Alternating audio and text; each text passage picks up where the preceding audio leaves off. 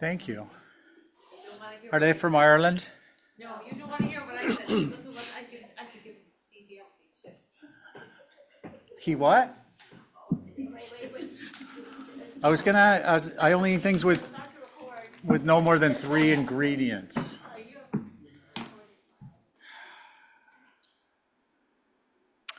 Good afternoon, everyone. Welcome to this edition of the Nantucket Historic District Commission. It's Tuesday, October 28th at 4:01 p.m. This meeting is being audio video recorded. Anything you say or share will be shown on the town's YouTube. Please act accordingly. HDC receives comments from the public at HDC public comment, all one word, at nantucket-ma.gov. Again, HDC public comment, all one word, at nantucket-ma.gov. Comments are due by 8 a.m. of the Monday prior to the meeting. Can I get a motion to approve the agenda? So moved. Regular board, all in favor, say aye. Aye. That carries unanimously. Let's see, any changes to the agenda? No, Mr. Chair. Thank you. But Carrie is on Zoom, and I don't think Joe has arrived yet. I'm He here. didn't say he was. Oh, he Joe's is here. here? Never Okay, mind, good. he is via Zoom. All right, we have a full complement. Commissioner Q&A with Preservation Planner. Every meeting, Holly, the town's preservation planner, provides staff comments on historic structures. Are there any questions for Holly? Angus? I have one question. It's actually, it's 6 Lily.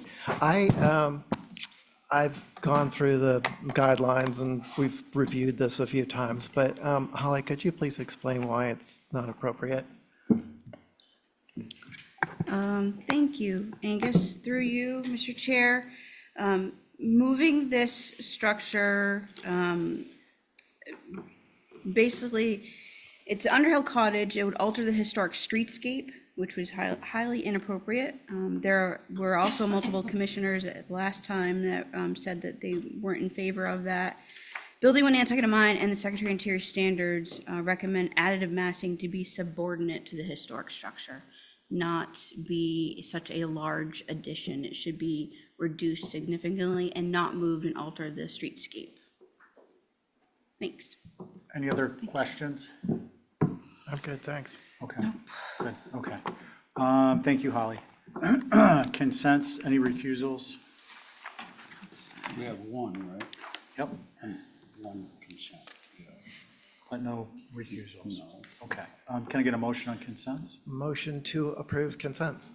Regular board, all in favor, say aye. Aye. Any opposed, carries unanimously.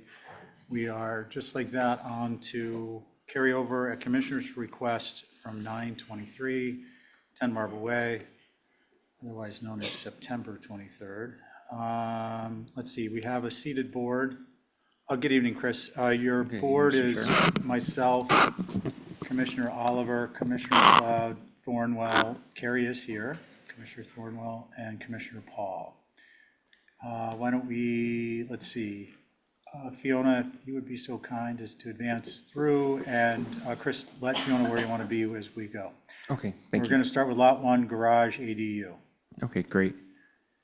Fiona, if you could maybe start with this should be like an overview of the whole development. I think it's probably a good place to start, probably on the 4th page. Page 4. Yeah.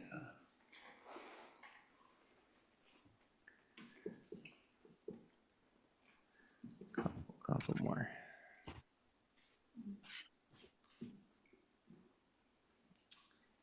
There we go. If we could just zoom out on that. Perfect. So we didn't have this one last time. So there was 2 things that were requested. Of was a full idea of the whole entire site plan of all the lots that we've received either approvals or have buildings on and or are going through this approval process. So the one we're talking about right now is screen facing left, I'll call it west. And basically what we're looking at here is the concerns initially from the board on this application were that the garage doors were facing forward on the street. And right now we have a duplex that's in the rear. And one of the reasons we did that is if you're looking at Lot 5, one of the things that Joe and I believe, went back and forth on very quickly during that meeting was that we were just trying to create a little bit of difference between some of the properties on the actual streetscape itself, as opposed to having a duplex, garage, duplex, garage, duplex. So that was part of the reason we did the front-facing garage on this one. One of the other concerns that was brought up was the height and maybe being able to reduce that to roughly another foot. We are showing it because we did hold everything. We're showing it as we originally submitted it, which was the height around 25 feet, 8 inches, and the garage doors facing the actual street.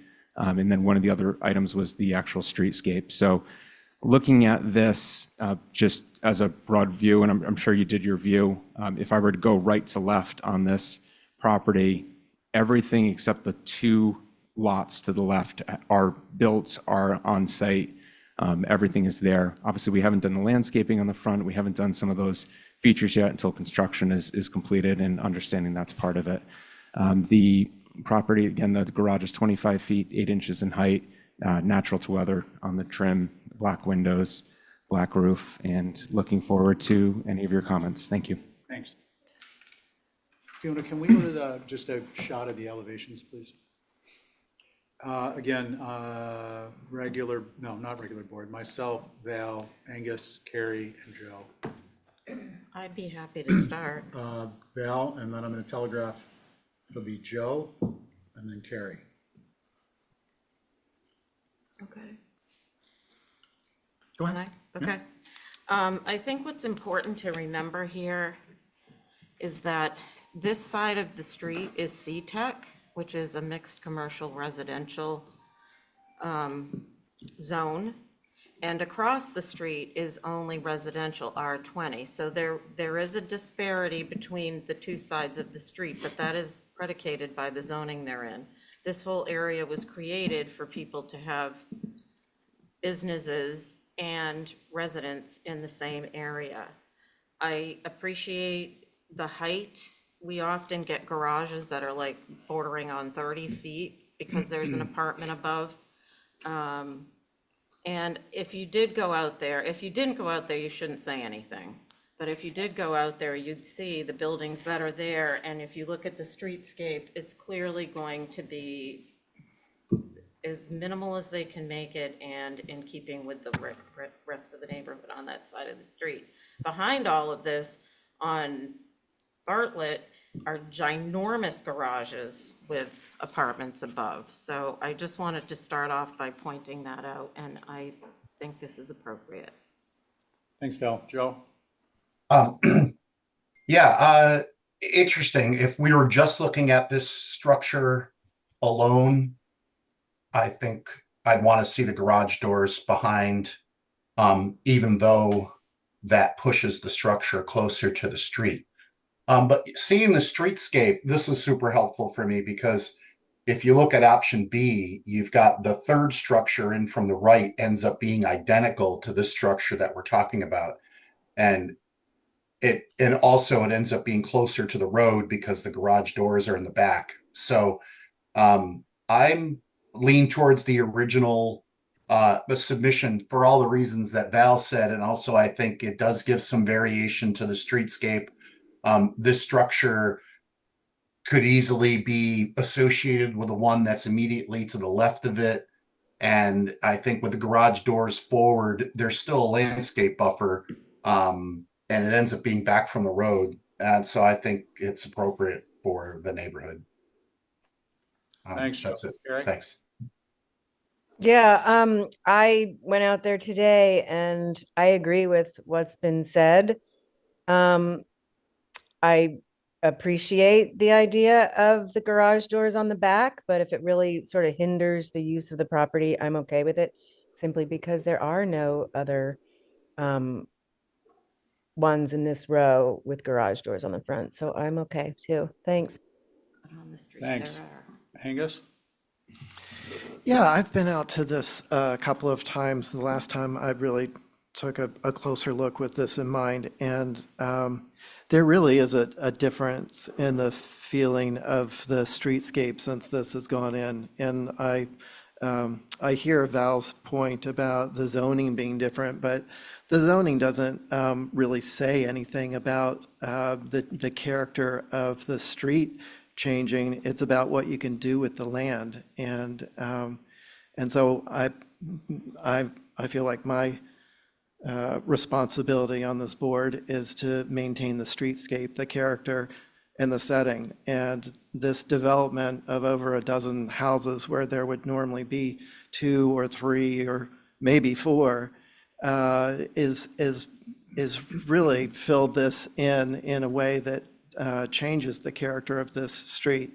So to make that worse by putting this building up there at the street with the garage doors facing the street, I still feel the same way about that. And I've noticed that the back part of this lot has been consumed for the benefit of the adjacent lot. Otherwise, all this could scoot back further. So I feel like choices have been made that have sort of boxed this into what I think is not doing a favor to the neighborhood or the street. And so I prefer the B option, but feel that it needs to step back further from the road. Thank you.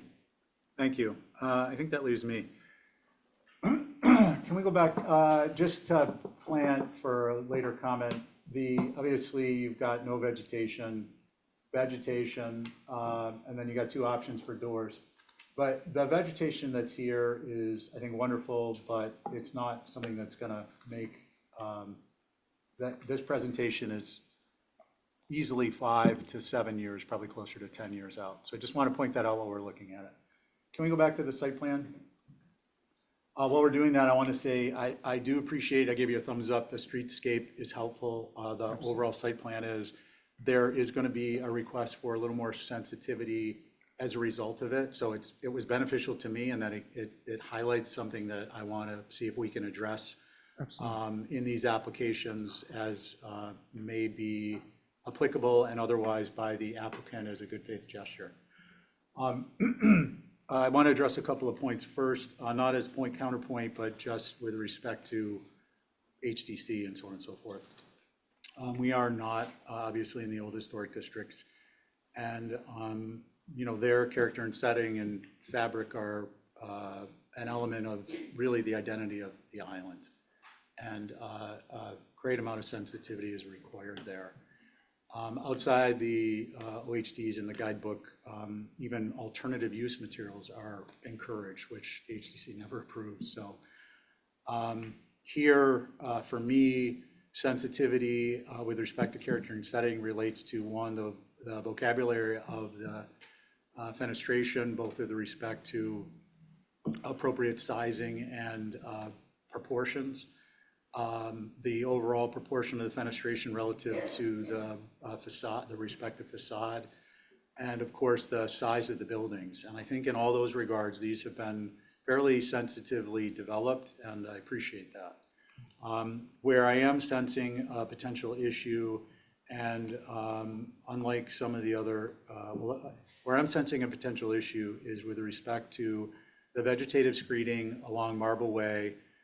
Much of the scrub that comes out of there, it's dense when it's there, but what it is overgrown plant material that you take out one and it creates a hole that's disproportionately larger. So the problem there is that by clearing out materials in order to affect a well thought out landscape plan and a hardscape plan, this becomes more visual. You all have proposed vegetative screening, which is helpful.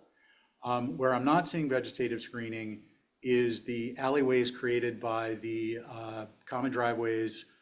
And what I'd like to suggest as a matter of approvals that you all sitting members will consider is that, for instance, as you come in the driveway, as you're viewed from the street adjacent to the first corner of, let's not use the ADU in red, clouded in red, but let's use the next lot over as a visual example. You have 2 structures where you can look down that driveway. That driveway goes at least, the better part of halfway into the lot.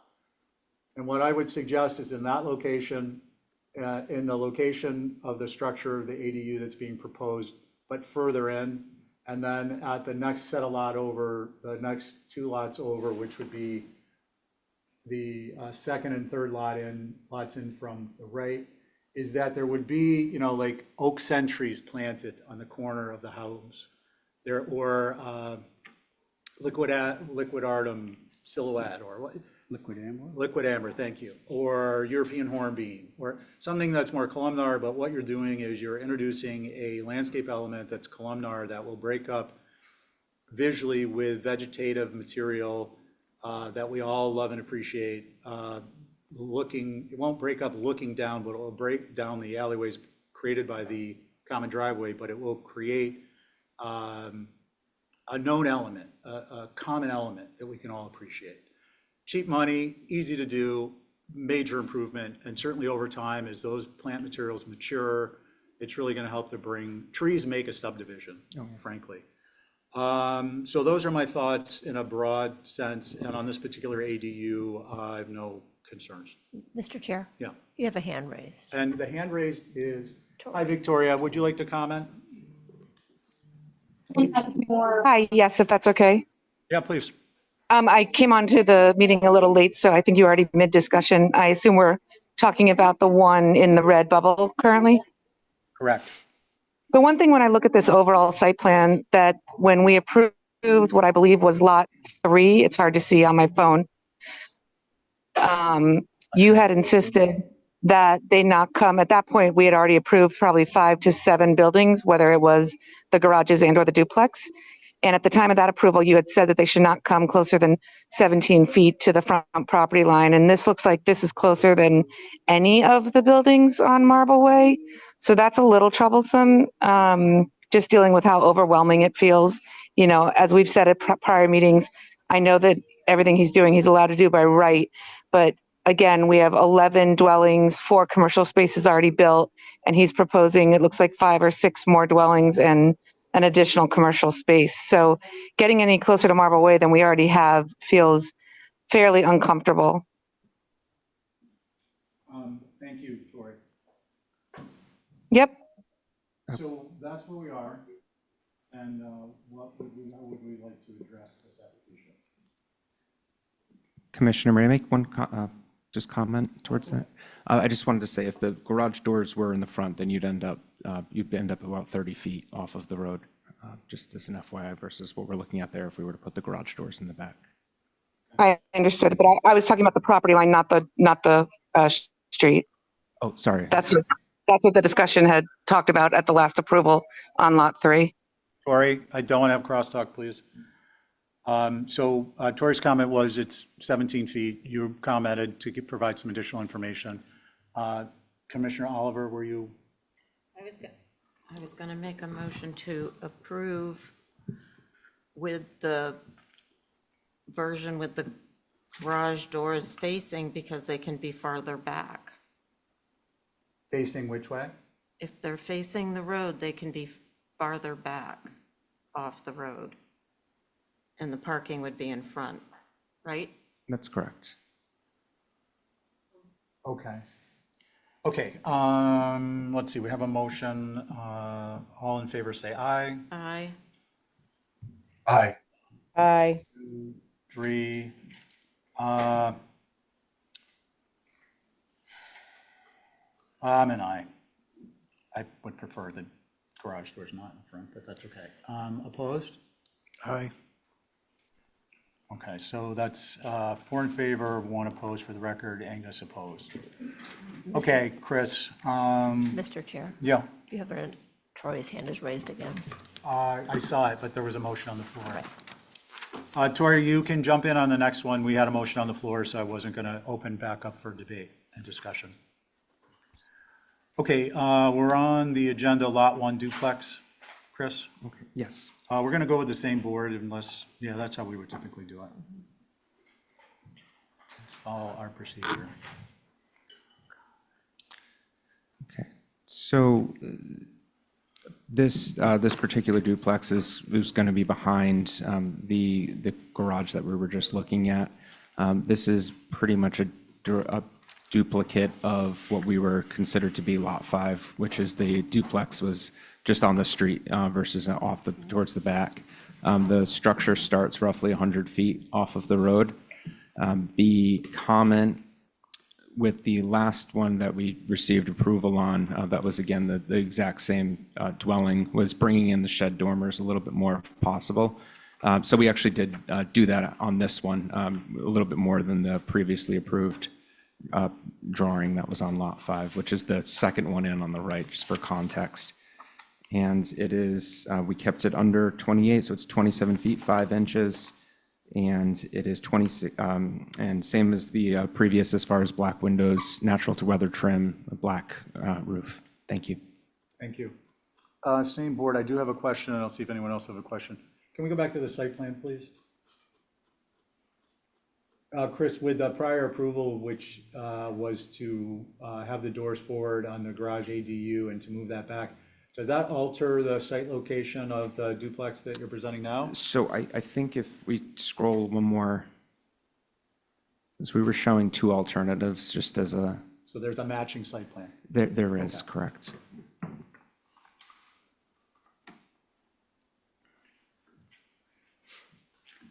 Looks like page 3.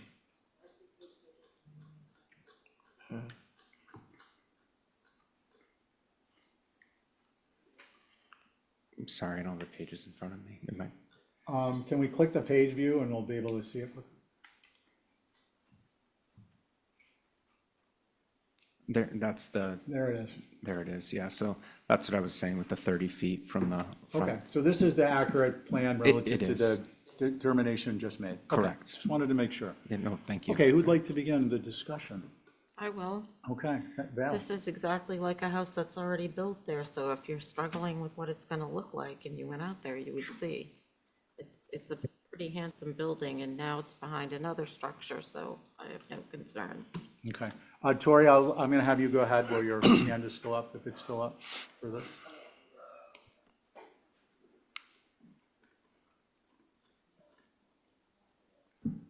Hey, guys, thanks, Steve.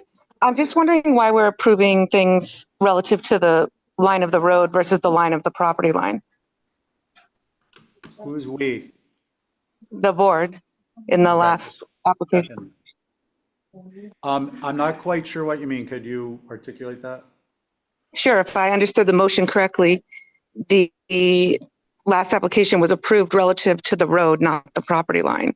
And the property line is far away from the edge of the road. Actually, the motion was to approve option B, which shows the garage dimension off the property line. There was discussion about the effect of that approval prior to the vote, moving the structure further from the street, which is accurate too. But both of those statements are true. We didn't approve it based upon the distance from the street. We approved it based upon the distance from the property line. And what was that distance? That was the prior application, and we moved on. So you're welcome to stop in and see staff, or it's available on the town's website under the particular application. Who would like to begin? I did. You did? You did? I'm sorry. I agree with Val. I'm okay with this. I agree as well. Yeah, I concur. Angus? Yeah, I don't have anything to add. Okay. Do we have a motion? Motion to approve is submitted. Oh, you know what? I want to back up a minute. Did I do a voice vote on the first application, or did I do a all in favor? I think you did an all in favor. I think I did too. So what I want to do is, I'm going to vote this. I'm going to do it as a individual. Angus? Aye. Carrie, on your motion? Aye. Joe? Aye. Val, on your motion? Aye. And I'm an aye. Then we're going to backtrack for correcting the record. And the motion, the prior motion was, Val? To The approve, ADU, wait 1 second, I want to make sure I do this correctly. 10 Marble Way, Lot 1, Garage ADU. The motion was, to approve the option being 30 feet back off the property line Is that what it If we is? need to make that clear, because we are not in a position to vote for anything zoning wise that's not Okay. in our purview. Yeah, with that as the option, with the doors facing the street, because it's gonna be farther back. Which is option B. Correct. Okay, and then I'm gonna second that just for the purposes of making a comment. So this, the intention here obviously is to perfect the procedure. We have a motion on the table that is the same, not exactly, it is a clarification of the prior motion on this property. The vote that was taken was not the correct procedure. This is a corrective action. Val, on your motion? Aye. Angus? Nay. For the record, Angus is opposed. Carrie? Aye. Joe? Aye. And I'm an aye. 4 in favor, 1 against, and we've addressed that imperfection. And I As a put- point as of a- order, can I just say that option A, I believe, is what you were voting in favor of, not option B? Option B is the garage doors is further from the street, correct? I'm sorry. I I thought that's what it, did I screw Is that up? option B further from the street or option A? Here it is. Well, Angus, if you're looking at it, I've No, got I'm reason- sorry. You're probably right, Angus. I apologize. Option Angus, I A. thought A was the doors facing the road. Wow. It's a, I'm sorry. I know. I just I totally screwed corrected that it up. on the paper, and it says 30 feet back from the Okay, property so line. the folks at home are eating popcorn, are I'm just so sorry. riveted by the drama that's know. happening here I at the get fired. HTC tonight. So can we just motion to correct the motion? Val, you're going to correct your motion, I understand it, to not be option A, but option B, is that correct? Yes, Okay, on your motion? aye. This is the same application, lot number 1, garage ADU, correction to the motion. Let's see, Angus, Nay. you're still a no, I knew that was coming. Joe, Aye. Barry, Aye. and I'm an aye. So 3, I think maybe the third time is the charm. Okay, now we're gonna move on to the third application in the set of All right. 5. Let's screw this one up. Okay. 1, 2, 3, 4, 5, Okay. which is lot 2, new dwelling. It is a little different. So this is more of a single-family home. This lot is going to be different than the others. This is the applicant is going to be living here. Yay. So this is a single-family structure, and it is going to be just some quick details on it. It's 26 feet, 9 inches at its highest point. It's roughly 160 feet off of the road. It's going to be matching with black windows, natural to weather trim, and a black roof. And then there's going to be a chimney off the back too. That's going to be a brick chimney. And if you don't mind just going to the elevations really quick, Fiona, 'cause it's a little different. So I'm just trying to keep in context with the other dwellings. This is actually, because it's a larger structure on the square footage on the first floor, it is, we actually lowered it to be lower than all of the duplexes, so it kind of just gets masked toward the back of the street line. Okay, It's more of a high post cape style, so anything else? that was all. Thank you. Okay, thank you. Any questions for Chris on this one? Let's see, same board, concerns or comments? I would motion to approve as submitted, but see what people think. Let's just get some conversation going, if you don't mind. Is that okay? I mean, brief, if it's gonna go that way, but at least everyone has a chance. Does anyone have any concerns? Nope. Now, given how far back it is layered behind 2 other structures, I have no concerns. Okay, can we go back to the site plan, please?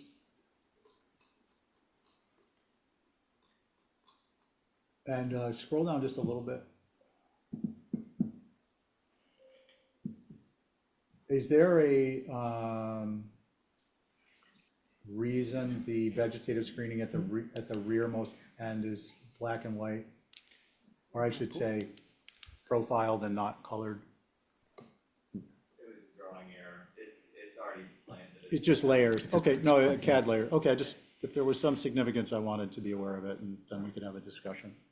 Okay, I'm in favor of this as long as we put that vegetative columnar planting in front of that ADU on the prior application. Okay, a motion? Motion to approve is submitted. Let's see, on your motion, Aye. Joe, Aye. Gary, Aye. Angus, Aye. and I'm an aye. Okay, carries unanimously. That brings us on to Lot 2, new garage, also 10 Marble Way. This is a garage ADU in the center of this property. Again, the height being pretty much matching the other garage at around 25 feet, 8 inches, natural to weather, black windows, black roof, and this one's roughly 70 feet off of the road. The garage doors are facing, but considering it was the secondary structure on the property in the middle, hopefully that's okay. Thank you. Thank you.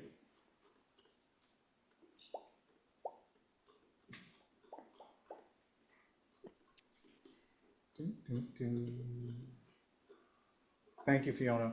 I know you're doing 3 things over there, so I want to acknowledge so the folks at home understand it's going on behind the camera. This is going to make a riveting drama when somebody sits down and cuts and pastes this into A mini series. a mini series. Look at that. Brad Pitt is going to be called to play you. Okay. Concerns, comments, Val, anyone? Given its location on the site, I do not have any concerns. Okay, Angus, Neither do I. Carrie, Joe? No problem. I have no concerns, thanks. Okay, yeah, I have no concerns. I mean, I think it's well-designed. It's, you know, it's conceptually okay, and certainly appropriate. Motion to approve is submitted. Thank you, Val. On your motion? Aye. Angus, Aye. Carrie, Aye. Joe? Aye. And I'm an aye.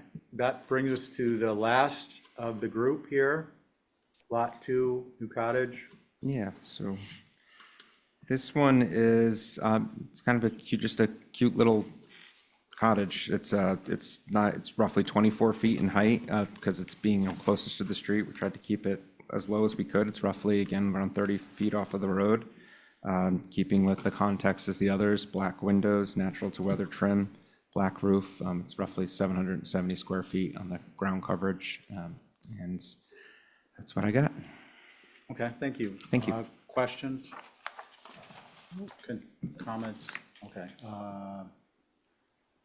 Any concerns? No. Motion to approve is submitted. I want to second that with the idea that there be a columnar tree planted in that front right corner as you're facing the street.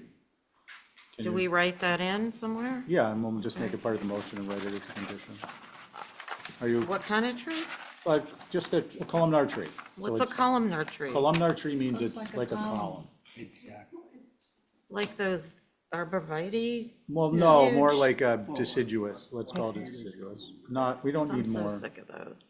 Okay, The deciduous columnar variety. okay. Okay. On your motion, Aye. Angus, Aye. Joe, Aye. Gary, Aye. Stephen, aye. Okay, that carries unanimously. We are now Thank you, everybody. on to Miss Abby Camp, star of the show, for the next two applications. Let me just get a clarification. 14 Eel Point and 8 Isabel's were not open? 14 Eel Point was not, and 8 Isabel, the second Was. one is tracking, basically. I didn't bother writing track. Okay, so Abby has 6 Fargo and the 2 8 Isabel's. Yes. Just trying to figure out my bio Columnar break. tree, what? Columnar deciduous tree. Planted where? In the front left corner of the cottage facing from the street. Abby, the floor is yours. Madam Thank you, Chair. Steve. Yes. Acting Madam Chair, Greg Leahy has his hand up, and I don't know if it's for this or not.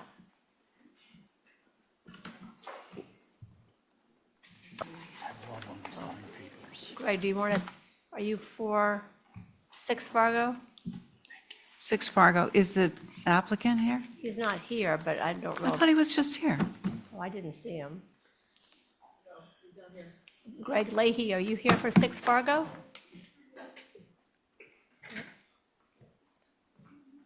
Okay, well, I'm going to mute him again. All right. All right. Do you want to give him that half an hour You thing? Okay, if you would like to, yeah. let's hold that and go on to Isabel Way. I just named the time. Oh, let's give him till 5 o'clock.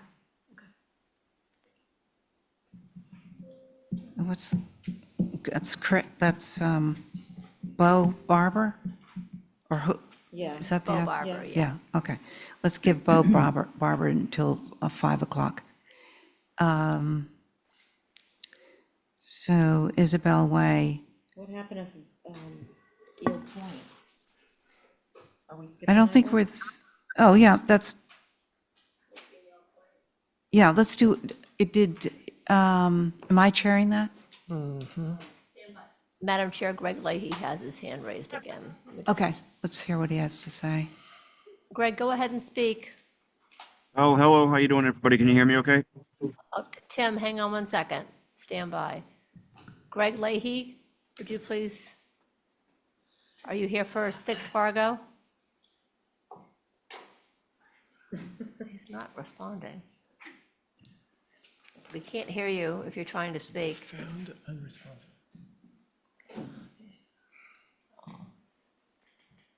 Lower his hand. Okay, so Tim Holmes is on for 8 Isabel. Shall we hold 14 and go right to the person who's here? Do you want to hear 8 Isabel or 14 Eel Point? Sorry to interrupt, but the 14 Eel Point was just on and then disappeared. Is that what I understood? But we don't know if Greg Leahy is for that or not. I see. Let's go with the person who's here, and then we can always come back to Good idea. the Eel Point Road person. That's Verizon, right? Yeah. So Tim, go ahead and speak on 8 Isabel. Hello, everybody. Can you hear me okay? Yes, Okay, thank you. Go ahead, Tim. All right, yeah, we were on last week, and it was held for a view. So a little bit tricky, this one, just 8 Isabels on the assessors is one property that has 2 houses and a detached garage. I had submitted 2 applications, one for what we were kind of considering the main house, and the other, which Google shows has an address of 6 Isabels, a smaller house with a garage. So this one that we're looking at here is what I was calling 8 Isabels. It's the main house. There are panels on multiple roof planes, but only one location where it can be seen kind of through the driveway area is, what we were showing as one area that had some visibility to it, but otherwise it was pretty well screened by natural vegetation that exists there. okay, thank you, Tim. Yep, Let and me, then, I'm sorry, and just one other note, I believe, the roof color, I think on the, photos is, I think darker than what, I know it's not black, but I think it's darker than the Google Earth picture, in this application, which is shown directly from above. I think it makes the light look to be a lighter color. yeah, it's kind of a gray. Yeah. So let me backtrack. Let me say who our board is. It's Val, Angus, Connie, Joe, and myself. No alternates. Board members. I'll go. Sure. I think this is screened well enough for approval. There is vegetation everywhere. It's a private road. Unless you live on that road, you probably won't go down there because there's nowhere to turn around. So I'm okay with it, even though the roof is not dark. Thank you, Val. Connie or Angus? I'm happy to go. Yeah, so I drove down there and the leaves are starting to go away, and I don't know if there are any evergreens along that north side of the house, but I could see that, I mean, you could see the back of the house, but it was a little bit of a struggle. It might be completely different in another week of winds and leaves dropping. But the place that was really a concern was really more as you're coming down Isabel Way from Sankaty before do the bend to the right and bend back to the left. And visibility was definitely there for the front part of the roof. So I wouldn't have really as much of an issue with the back as the front. Thank you. Thank you, Angus. Connie? Yeah, I did take a peek, and I would be okay with this. The roof is gray, if the panels were removed from that little piece in the front. Thank you. Thank you. Thank you for that. Was Joe, are you there? I'm here, yep, and I took a view. I think it's visible if you stop at the driveway, but I think as you're moving through here, it's really not noticeable. I'm okay with it as submitted. Thank you. Thank you, Joe. Yeah, I drove out there and had a look, and I wouldn't mind some supplementary trees to screen that just a little bit more, given that there are some openings and the shingles, the roof shingles are gray. So those were my thoughts. But as Val pointed out, it's a private road. There is some screening. Yeah, yes, they could be deciduous trees, but it's pretty scarce viewing. Do I hear a motion of any kind with some conditions? Madam Chair, just before you move on, Rob Benchley is on the line. I didn't know if he had Okay. any comments. All right, thanks. Rob? Hello, can you hear me? Hi, Rob. Hi. Sorry, can you hear me? Yes. Okay, good. Hi, it's Rob Bensley, Wisconsin Advisory Group, assisting of myself, Mary Will, Caroline Ellis, and Clement Durkis. And I think we would agree that this is, it's off a private way, and I think it's just fine. Thank you. Oh, okay, thank you. Thanks for chiming in there, Rob. You bet. Okay, board members, what do we think? I'll make a motion to approve as submitted without the panels on the front, which, like, The yeah, east? Is that the east. Yeah.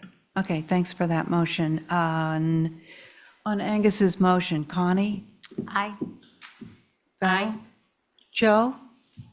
Aye. And did I ask you? Aye. Yeah. And I'm an aye. Thank you. What's his name? Tim? Thank you all. Am I Thank next, you. or did you guys want to bounce back to someone else? No, Sorry, what was that, Tim? I was just curious if we were going to do the next 8 Isabels, or if you folks wanted to backtrack on the agenda to someone else. Yeah. No, No, you, you're yeah, there. yeah, no, keep going. Okay. So this is, I guess we'll call this like the guest house. It's a little closer to Sankaty, but I believe that this one is actually maybe even screened in more. It is all on the back of the house. Again, somewhat of a light colored roof, which really should be replaced. This roof, it looks like it looks super light gray there. It's darker. It's more of a weatherwood, and it is really weathered. So my suggestion to the client would be to replace at a minimum rear roof.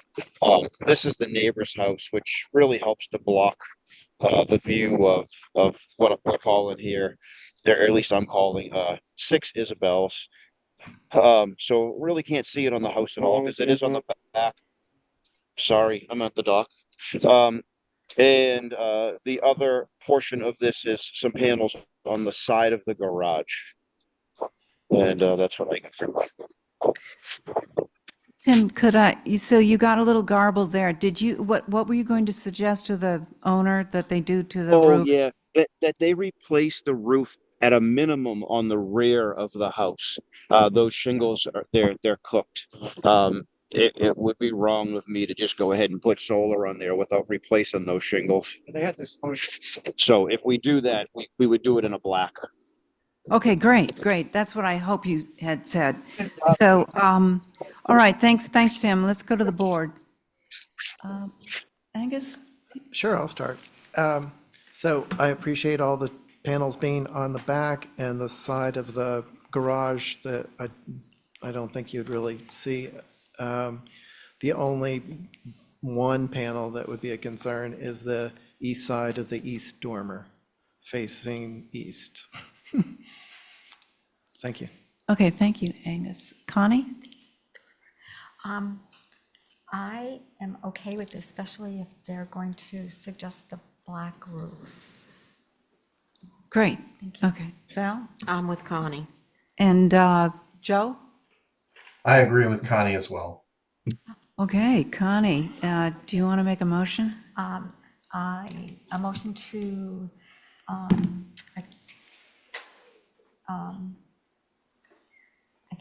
Approve. as submitted with the caveat that the roof replacement is black, yes? Sure, that sounds great. On Connie's motion, Connie, on your motion? Aye. Aye. Angus? Aye. Val? Aye. Joe? Aye. And I'm an aye. Thanks a lot, Tim. You all have a great night. You too. Are we on to 21 Woodbury? No, 6 Fargo and 14 Eel Point Road. 14 Eel Point Road was not opened last week. You just held it for review. There's no So board on it. I have a suggestion about that. Did anybody else go out to look at that? I got pictures. You can't see anything. So I'm a little confused about why it's even on the agenda because They're replacing a portable generator with a in-place generator, so and it's a structure. I think it's And- already in place. And Greg Leahy is here to represent. Oh, good, okay. Should we hear that one? Go for it. Okay. You got it. Gray lady raised hand. Greg Leahy. Folks, I'm sorry. I don't know why you can't hear me. This is Greg Leahy. Yes, we can hear you, So Greg. close. You can't hear me now? No, we can hear you. Yes. I apologize, folks. I was trying to speak up earlier and I don't know if, yeah, so my name is Greg Leahy. I'm with Tectonic Engineering representing AT&T on this 14 Eel Point application. And I did hear someone mention it's a generator replacement, and that's exactly what it is. So AT&T is looking to replace a temporary generator that's on a trailer with a permanent generator. I think we'd be hard pressed to see this generator from any of the nearby streets. There's a lot of vegetation on the property. I think it's a 5+ acre lot. Could I just clarify something? You said it's temporary, but it already looks like it's sort of settled in. Is that the way it's going to Well- be, what we see today? No, so I call it temporary because it's actually the one that's out there now it may have been there for a period of time, but it's actually on a trailer. So what we're going to do is we're going to replace that temporary generator with a permanent generator and put some chain link fence around it to secure it, similar to the fence that's out there now around the tower structure, and it'll be on a concrete pad. Okay, but is there a drawing to reflect that? Mm-hmm.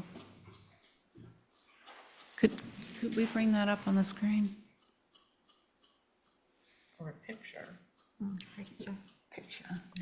Two pictures. Oh, lovely. Okay. Yeah, that's what's there now. Yep. Oh.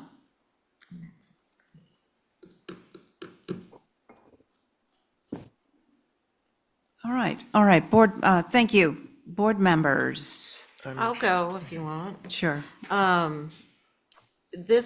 The only place you can really see it is if you stop, and there's been a swath of grass that's been cut, probably to do some of the work in there. Given where it is and what it is, and it's near the tower, I have no concerns. Okay, thank you, Val. It doesn't say who's on this, but I'm assuming it's, Madam The Chair, people We that- got a board. you we hadn't didn't- opened it last week, Oh. you just wanted a view. oh, okay, so let's make a want to board. establish So a Val, board. you're obviously on it, I'm obviously on it. Connie? Would you like to be on this? Sure. And Angus? And Ray? Ray, you Sure. want to be on it? No, okay, so which one are we on? The generator out on Eel Point Road with this thing, see? Number 3. Oh, And it's just on the left as you're going. you're establishing the board for Yes. this now? Okay, because the discussion has been there and all that. Well, it's There's one not, on a trailer. the- They want to make it permanent. yeah, So what's this a photo of? probably needs, What it might look like. That's the proposed, That's and this somewhere is else. what's there, Okay. this guy. I'm Would you happy to like to- go ahead. thank you, Yeah, Angus. Angus, So, go ahead. Yeah, I went out there and I really couldn't see anything. I think as long as the vegetation is maintained as it is, I have no issues with it. Okay, thanks. Connie? I have no concerns, thank you. Angus? go. Yeah. Why don't we make the vegetation thing a stipulation? And then- Thank you. Then we're pretty protected. Yeah. Val? I'm good with that. Okay, Is that your motion, Ray? It is. okay. So on Ray's motion, to add vegetation probably in perpetuity To Or keep the maintain. existing vegetation, basically. and Like, add they don't some, need to add any more, I don't think, but to keep it, rather than cut it all down. okay, well, it wouldn't be a bad idea Like, to. I would just say existing vegetation to remain. Okay, all right. That's Ray's motion, and on your motion, Ray? Aye. Angus? Aye. Connie? Aye. And Val? Aye. And I will be an aye as well. Thank you. Okay, thank you, Abby. Thank you. Thanks, 21, Greg. 21 Thank you, Woodbury thank you Lane. very much, folks, appreciate it, thanks. Ben here. Yes, hang on a second. I am here. Fargo is a no-show. Ben, did you want a screen share? No, that's fine. Okay. Ben, your board is myself, Abby, Val, Angus, and Connie. Did he say he's going to share? Nope. All right, so just kindly give Fiona some direction so she knows where you want to be as you're going. Sure. Yeah, this is perfect, Fiona. You can stay right here. I'm not sure why my video is not working, but that's not a big deal. Last time we looked at this, we were very close to kind of getting this done. The concern or request was that we study the front portico because it was feeling a little too squat and the columns were too wide and the tablature had a little bit too much detail. So those design tweaks have been addressed. Additionally, at that meeting, we had requested to paint the entire roof walk white to match neighbors. It is currently natural to weather. We are now proposed that we would paint the trim white, but leave the skirt natural to weather. So the posts would be white, but the skirting between the posts would, I guess, remain natural to weather, but it'd be new cedar. And then lastly, there's a door on the west elevation that really will never be seen by anybody, but the previous light pattern was not approvable. So that's been changed to a Dutch door as drawn. Again, I mean, even I think Angus said, I'm never going to see this door, and I agree with him, but we're happy to make that change to make this a little easier to digest. So with that, I hope we've accomplished everything we needed to, and we can move on. Thanks. Thanks, Ben. Anyone have questions for Ben? Any abutters? No hands up? Okay, who'd like to begin? Concerns, please? I can start. Angus? I appreciate the revisions and I have no concerns. Okay. Does anyone have any concerns? No. Does someone have a motion, please? Motion to approve is submitted. Look at that. Let's see, we're all here present physically. All in favor, say aye. Aye. Any opposed? Carries unanimously. And just like Thank you that, very- we're on, Thank thanks, you very Ben. much. We're on 11 South Shore. And Mr. Chair, Chip Webster is not in the queue or in the room unless I'm, somebody. I'm here. Oh, never mind. Oh, Where are you, Chip? I don't see you. Here? Huh? we see you. And we hear you. Sorry about All that, right. Chip. That's Chip, all your right. board- No problem. Your board is myself, Abby, Angus, Joe, Oh, I'm not on it. and are you going to screen share? Yes, please. Okay, go for it. All right. Let me know when that comes up, okay? Should be seeing the cover page with the site plan. That is what we're seeing. Okay, excellent. So Chip Webster, on behalf of the applicant, which is myself, this is my own property, for proposed guest house at 11 South Shore.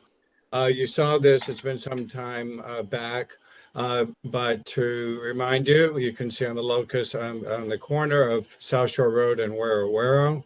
I want to go over these pictures for a second because as you can see on this site plan, there's an existing shed that is close to the road, and the proposed guest house is substantively behind that. And you can see from these photos that you can't even see the shed at all that's on the front. So the closest view of any of these, the top two, be no visibility whatsoever. The lowest one on the left, where you can see the little golf cart, again, you can't see the shed, which is behind the vegetation on the right, and the proposed guest house is even further back behind that. So I wanted to emphasize that location. That being said, this at the beginning, at the upper part, you can see the previous submission, and then at the lower part, what's proposed. Comments on the board from the board previously, what the feeling that east elevation felt a little squat, and also, even though I don't think you could see it, concerns on the proposed second floor deck with had a glass rail on that south elevation.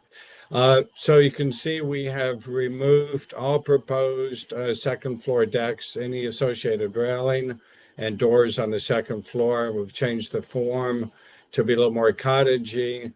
On the right-hand side, you can see we made adjustments to the roof pitch and have substantively simplified the fenestration and massing. Moving right along.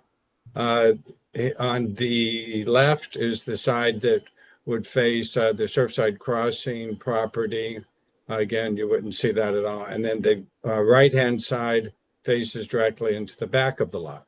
So with that, I turn it over to the board for questions and comments. Thank you very much. Thanks, Chip. Who would like to begin? Concerns, if any? I can go. Abby and then Ray. So beside the fact that you can't see this from the road, I think the alterations are actually better and the design is better. So I'd be in favor of this. Thank you. Thanks, Ray. Yeah, Abby said it all for me, with the exception of the fact that this application is crashing on my little laptop. I don't know about you guys, but I just can't open up. So what's that, the optimization protocol? The Should be- pre-process. Do you want my computer? Pre-print process Well, no. optimization. Yes, the pre-print process optimization protocol should be put in place. Yes. But that's it. Are we going to need the pre-print optimization police force? Yeah, I think that should be a condition of the approval. What color should the siren be for the HTC? Purple. I like that, and gold. With a little gold. Okay, anyone else? I agree with what's been said, as long as the vegetation that's shown in the photographs is maintained. Good point. Do we have a motion? motion to approve with the condition that the existing vegetation is maintained. And you'll write that on the application. And let's see, we are all, oh no, Joe, did you have a comment? Sorry. Nope, only I agree with what's been said. Okay, thank you. Didn't mean to leave you out. On the motion, Joe. Aye. Angus. Aye. Abby. Aye. Ray. Aye. And I'm an aye. There we go. Now we're on to 16 Squam Thank you, Road. everyone. Have a good evening. Bye-bye. Thanks, Jeff. Take care. Good luck. Thanks. 16 Squam Road. Your dwelling. Board, good evening, Matt. Good evening, Your Mr. Chair. board is myself, Abby, Val, Angus, and Connie. Should they be necessary in the future, Carrie and Joe are alternates. When you're ready. Okay. Is he Matt Sharon? Did we let him in? Okay. Oh. There we go. All right, thank you, Mr. Chair. So this application is for a new dwelling, 16 Squam Road. The application was held for a viewing with ridge poles. And we did, so we put those up. Hopefully everyone had a chance to visit the site. We've got some site photos to just to show you if anybody didn't get out there. We also have this photo, I think was pretty telling. So this is right from the road.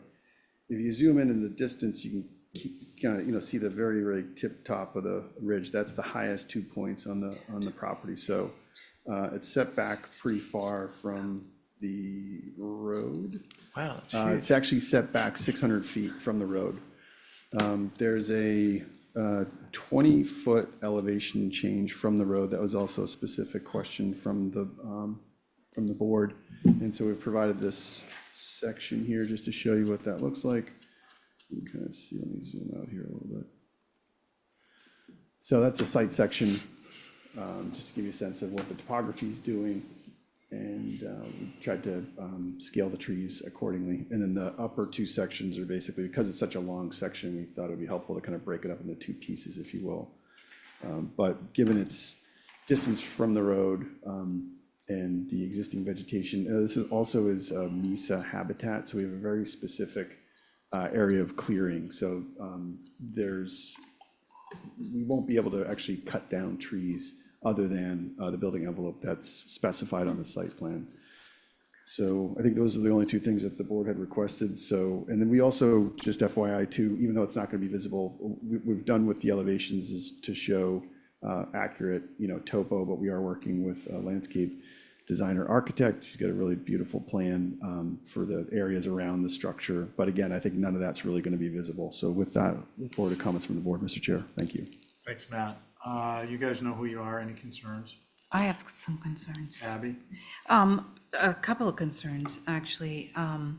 First off, is this a development, and is this just part of what we're going to see? Because I think that's part why I would make some of my comments. Through you, Mr. Chair, it's a single-family residence. So going down towards Wawinnett, down Squam Road, there's a larger area that's in blue. Is that part of this?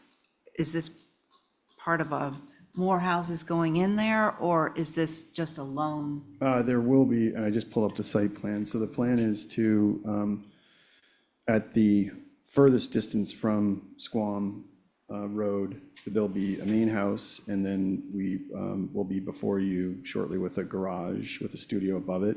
And then if you see a little bit further towards the road, will be a single guest house. It's fairly de minimis, if you will, story and a half. So that will be another structure. And then there are some areas of clearing for septic. Yeah, that's not. Isn't part That's of him. That's what's right. confusing. But is all of this part of a development? That's what I'm trying to find out. Is the lot that on your locus, it shows a blue and a green? Can you just apologize. address whether Yeah, the it's- blue is also going to be part of this application in the future? No, I think that was inadvertently highlighted. I apologize. I think sometimes when you type in Squam Road, or whatever road you, I know, it does that now. And it's hard to shut off once it's on, but I apologize for the confusion, but basically it's just the green strip. It's just a single parcel. So, Okay, again, okay, that apologies was for my the first confusion. question. And, but my other comments are comments like any other board member, so if you want me I would to. like to hear them. Okay. We all would. Okay, my concern is that, yeah, I went out there and I was looking at the topography, and it climbs pretty fast up the hill. And my fear is that, like what happened on Eel Point Road, where we have huge houses at the top of a hill, sort of almost like crenellations on a castle or something. So I'm afraid of this house at 30 feet on the top of the hill, looking up from Squam, which is so rural and so natural. I just don't want to lose, I guess, what we call streetscape, but just the environment is and this is a very large house. I don't want to lose the scale of the other things that are already there. And so I'm just talking generally that the design is beautiful as usual. Many kudos to that. Just worry about the scale and where it's placed on the site. And so those are my initial thoughts. Thank you. Thank you. Matt, briefly. Sure. So regarding like Eel Point Road, we've worked on a couple of those. I think the one difference is that Eel Point Road, the distance from Eel Point and to the actual houses themselves is closer to the road. And then also there's no MISA restrictions. And I just wanted to point out too that if you can see, there's a dashed line. It basically essentially follows the driveway line. That is a very strict limit of clearing. So a good percentage of this parcel is kind of a hands-off in terms of like trees, existing trees. And we also designed the driveway to be serpentine so that, anytime you have a bend or a turn, it creates basically a layering effect, if you will. It's not just a straight shot right to the house. So I guess I just would want to point out that a lot of the trees that are going to be on this parcel are going to remain, with the exception of the driveway area. And I think the visibility will be minimal. Thank you, Mr. Chair. Yeah, Thanks, just Matt. one more thing about so if there are restrictions on the lot coming up from Squam, the side, the road going up, the dirt road going up on the left-hand side of this, I don't understand why you wouldn't just put a driveway at the top instead of going through all this protected area. But I can answer that briefly through you, Mr. Chair. You can't access the property. You can only access it from Squam. because of it's like It's the curb cut. It's the only frontage it has. yeah, that's what I figured. Okay, thank you. Yeah, sure. Val? I agree with Abby in thank you for the pictures of the poles. I went out there today and I didn't see them, but I couldn't find where I was. Thank you for those. My concern is it being on a hill, and we used to have rural road guidelines that wouldn't let you go over 24 or 25 feet, and we've gotten away from that. I think it should try to come down some. But that's my only comment. Thanks, Val. Angus? Yeah, I remember a time when houses were discouraged from going up on hills. I did see the poles, but they were distant, and I think that it would be a lot less visible if there were either natural weather trim or gray trim on this. And I appreciate the comments that were made about the no-cut zone. I just did a line from, the site disappeared. Yeah, I did a line from the road to, who's controlling it? Are you? Yeah, You yeah, did. that's me. I did a line from the road here, and there is a line here that actually can just see if that isn't, out a little bit or that isn't out as much as it is. So I would rather see this articulated a little bit more of a bend and a bend, an S coming back, or if that tightens up. But there is a little bit of an angle coming all the way down to the house. And it's such a, it's a large front gable there facing east. So that would be my only concern. Thank you. Thanks, Angus. Connie? So I do think that it's going to be pretty difficult to see lack of visibility, but I am concerned about it being on the hill also. So if that can be mitigated some way, I would appreciate it. Thank you. Thank you, Connie. Angus, Bale, okay. Matt, I'm actually okay with the architectural design. It is, there are homes as tall and much closer to the streets. But in this area, I'm sensitive to the concerns of the other members. For me, I've never met a clipped gable I didn't like. And I would like to see the height, the grade at the house reduced by a foot. So that plateau is lowered by a foot, and subsequently the structure can be lowered by a foot. Then I'm good with it, just so you're aware. Could I add just one more thing, Yeah, Mr. Chair? go ahead. So I also do want to point out that this structure is not located at the highest point of the lot. It actually is cut into the hill slightly. On the southern portion of the property, specifically where the house is, the topography actually slopes up. So we're cut in about 3 feet from the property line, so we're gonna actually have to set the house down. And I just wanted to point that out. And then as far as trim color, I can present that to the owner.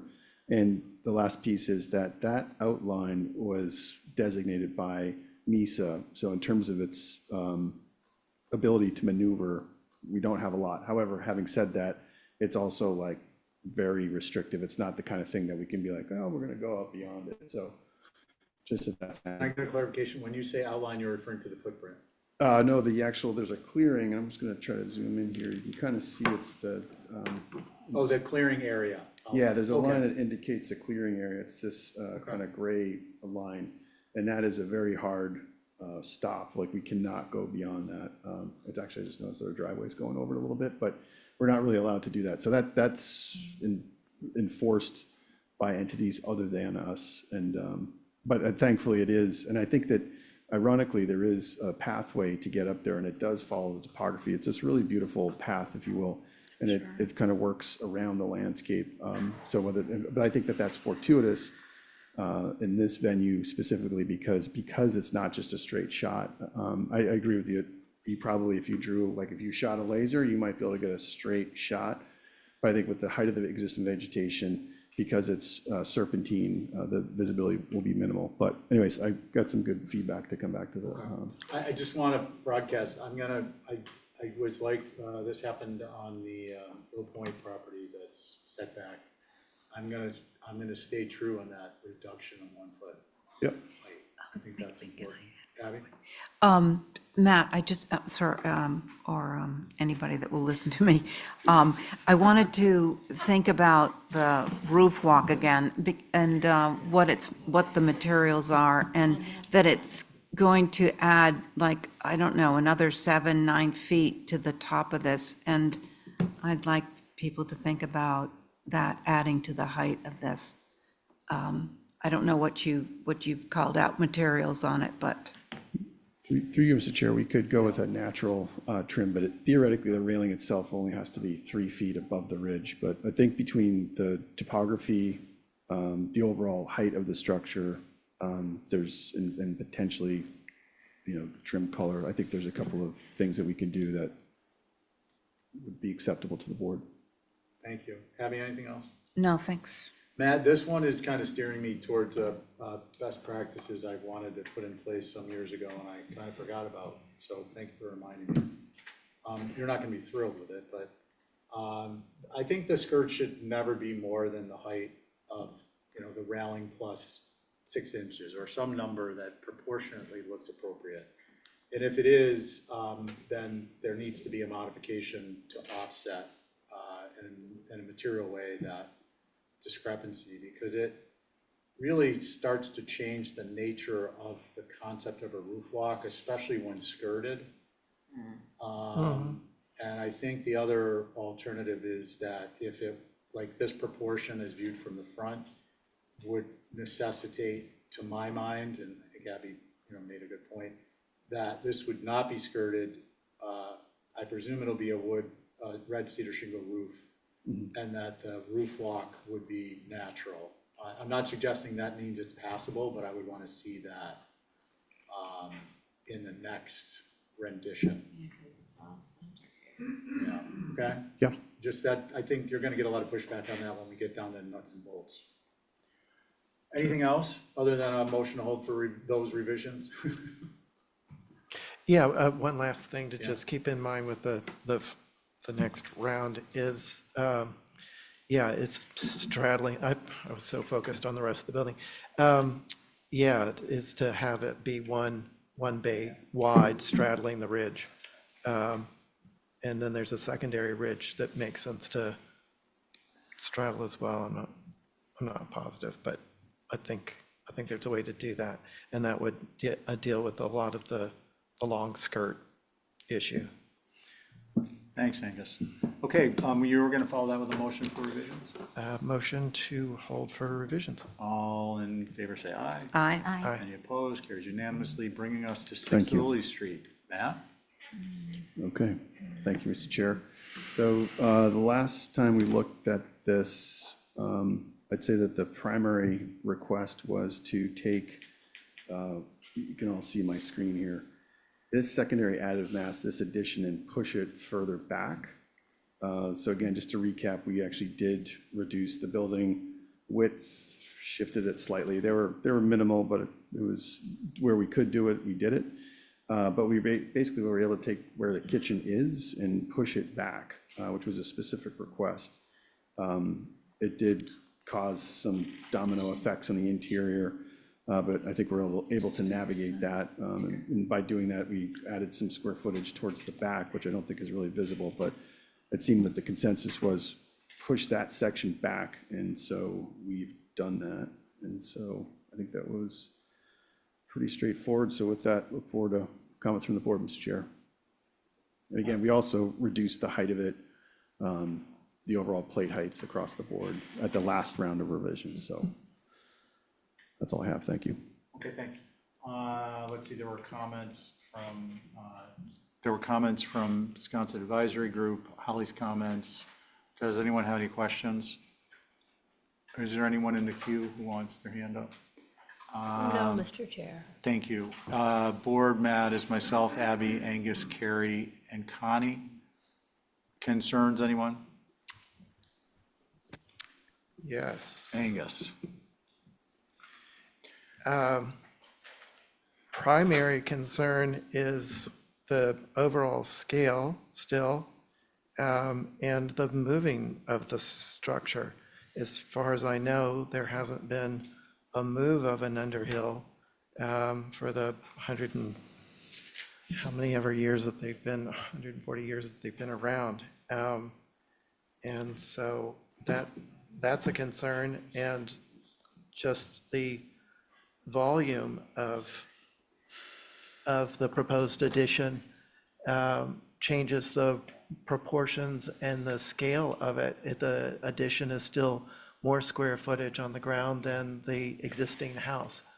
And I appreciate the moving back of 2 feet, but I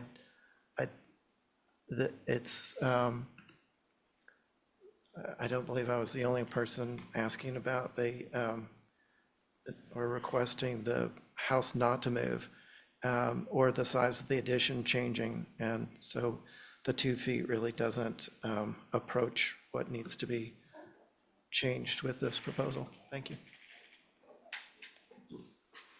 Thank you, Angus. Abby?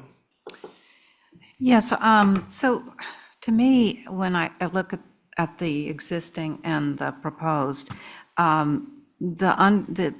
you know, the Underhill Cottage, to me, just doesn't look like one of the Underhill cottages anymore. It's lost its small quirky charm. And the addition going off to the right just, it sort of cheapens the building. So I'm not sure how you add to this house. It's, but it's one of our treasures. It's Underhill Cottage, and it's in the historic Sconset. And I think adding to the right is just taking away from the historic structure. So I don't know how you do it. Maybe you do, maybe you can't have such a big agenda on this one. Maybe it's a smaller renovation and where you retain the historic structure. Thank you. Thank you, Greg. I'm not on this. Oh, guys, looking at 11 South Shore. I can go. I am. Connie? I'm on it too. Connie, go. Oh, okay, sorry. So, I did some research and I had the opportunity to go out there and look at all the Underhill cottages. And I looked at Holly's comments and Mr. Benchley's, and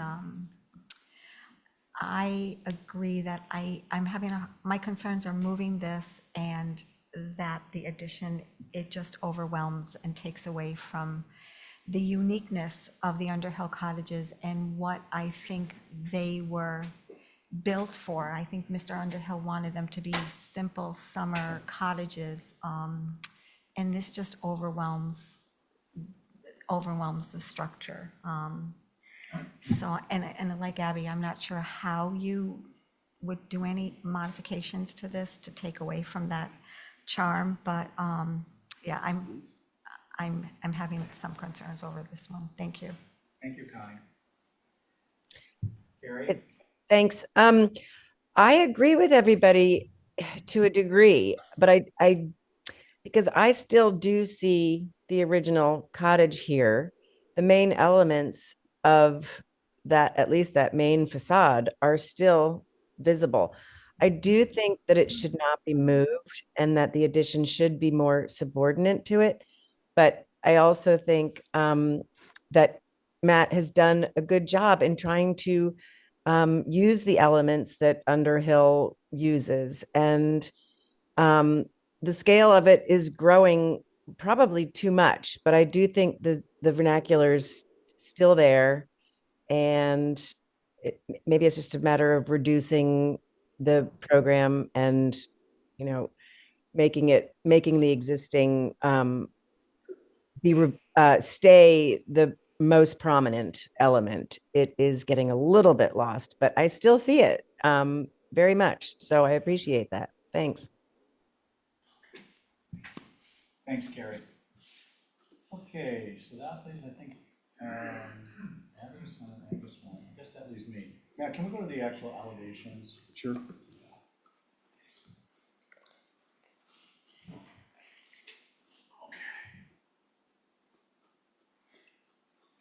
Okay, so I'm just gonna keep it simple. I think the vocabulary is Underhill. I think, you know, you have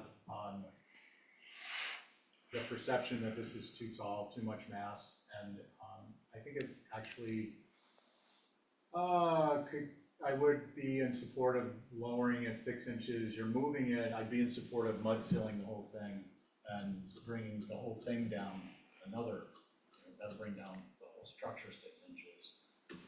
And closer to grade. I know you're pretty close now, you need to have clearance for drainage and whatnot, but I would kind of hedge that a little bit.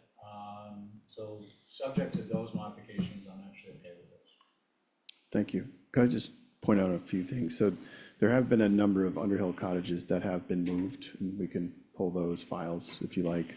I agree with you. I'm a huge fan of the Underhill cottages, and we've worked on a few over the years and have incredible respect for them. So, it's important to us that this does not detract from an Underhill cottage. And I would say that a majority of them have been added on to over the years. in ways, and that's part of the vernacular itself. So I would just make those 2 points. As far as dropping the height, we've already dropped it to a mud sill. To drop that height, that's one of the methodologies we've used. And so that is one of the challenges with these historic structures, specifically Underhill cottages. You know, the sill, the header height in many cases is like 6 feet or even less. And so it makes it difficult to, to retrofit, if you will, or do additions that are, you're utilizing that existing language as your antecedent. I would just ask to keep that in mind. Again, they have been moved, and I do think the additions themselves are conducive to the existing structure, so. Thanks, Matt. Just a couple other quick comments I wanted to follow on. Move, yes, and it's not character and setting. I'm not trying to sell this. I just want to be clear that character and setting and under the Interior Secretary's standards are not that it can't be moved. It's that it can't be moved in such a way that it would negatively impair or it shouldn't be moved in such a way that it would negatively impact the historic integrity. So if it's being moved, then the question becomes, does it actually affect it to us? So that's just as a meeting facilitator. I'm not saying one way or the other. I'm just saying that's really our standard. The other thing is that I think it would perhaps be beneficial for you to, you're moving this, what's the projected use of the open space? In the rear? Wherever. Like vegetative space, we were hoping to get some kind of a small patio in the backyard.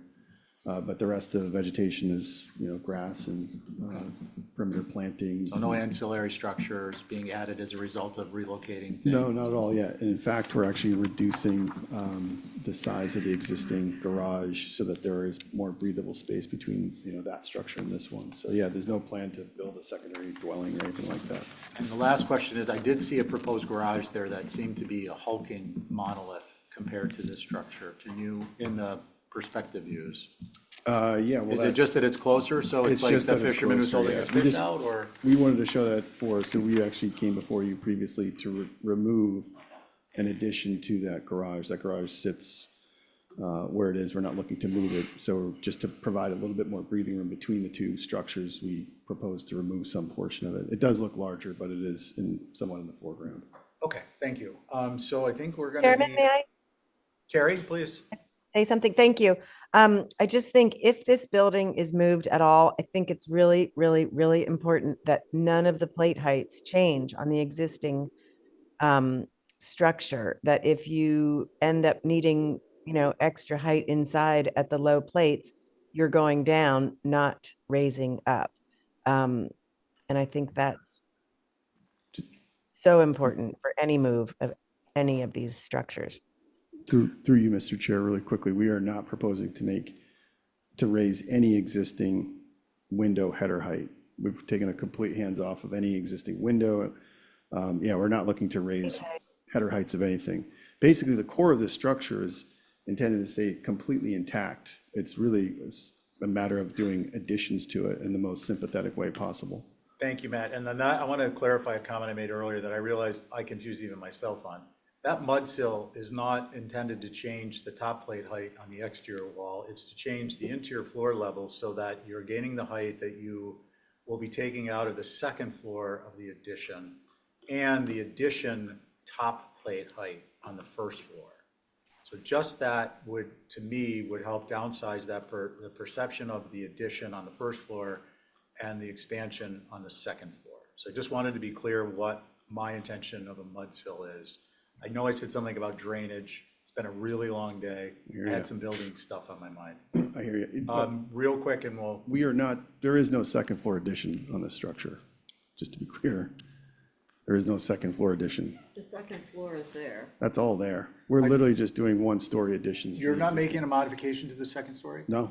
Okay, so I'm empathetically in favor of this subject to the lowering of the top plate of the Yeah. addition. No, we've taken a total hands-off approach to that existing historic Underhill cottage and simply doing additions to it in the most sympathetic way possible. Gotcha. Okay, thank you.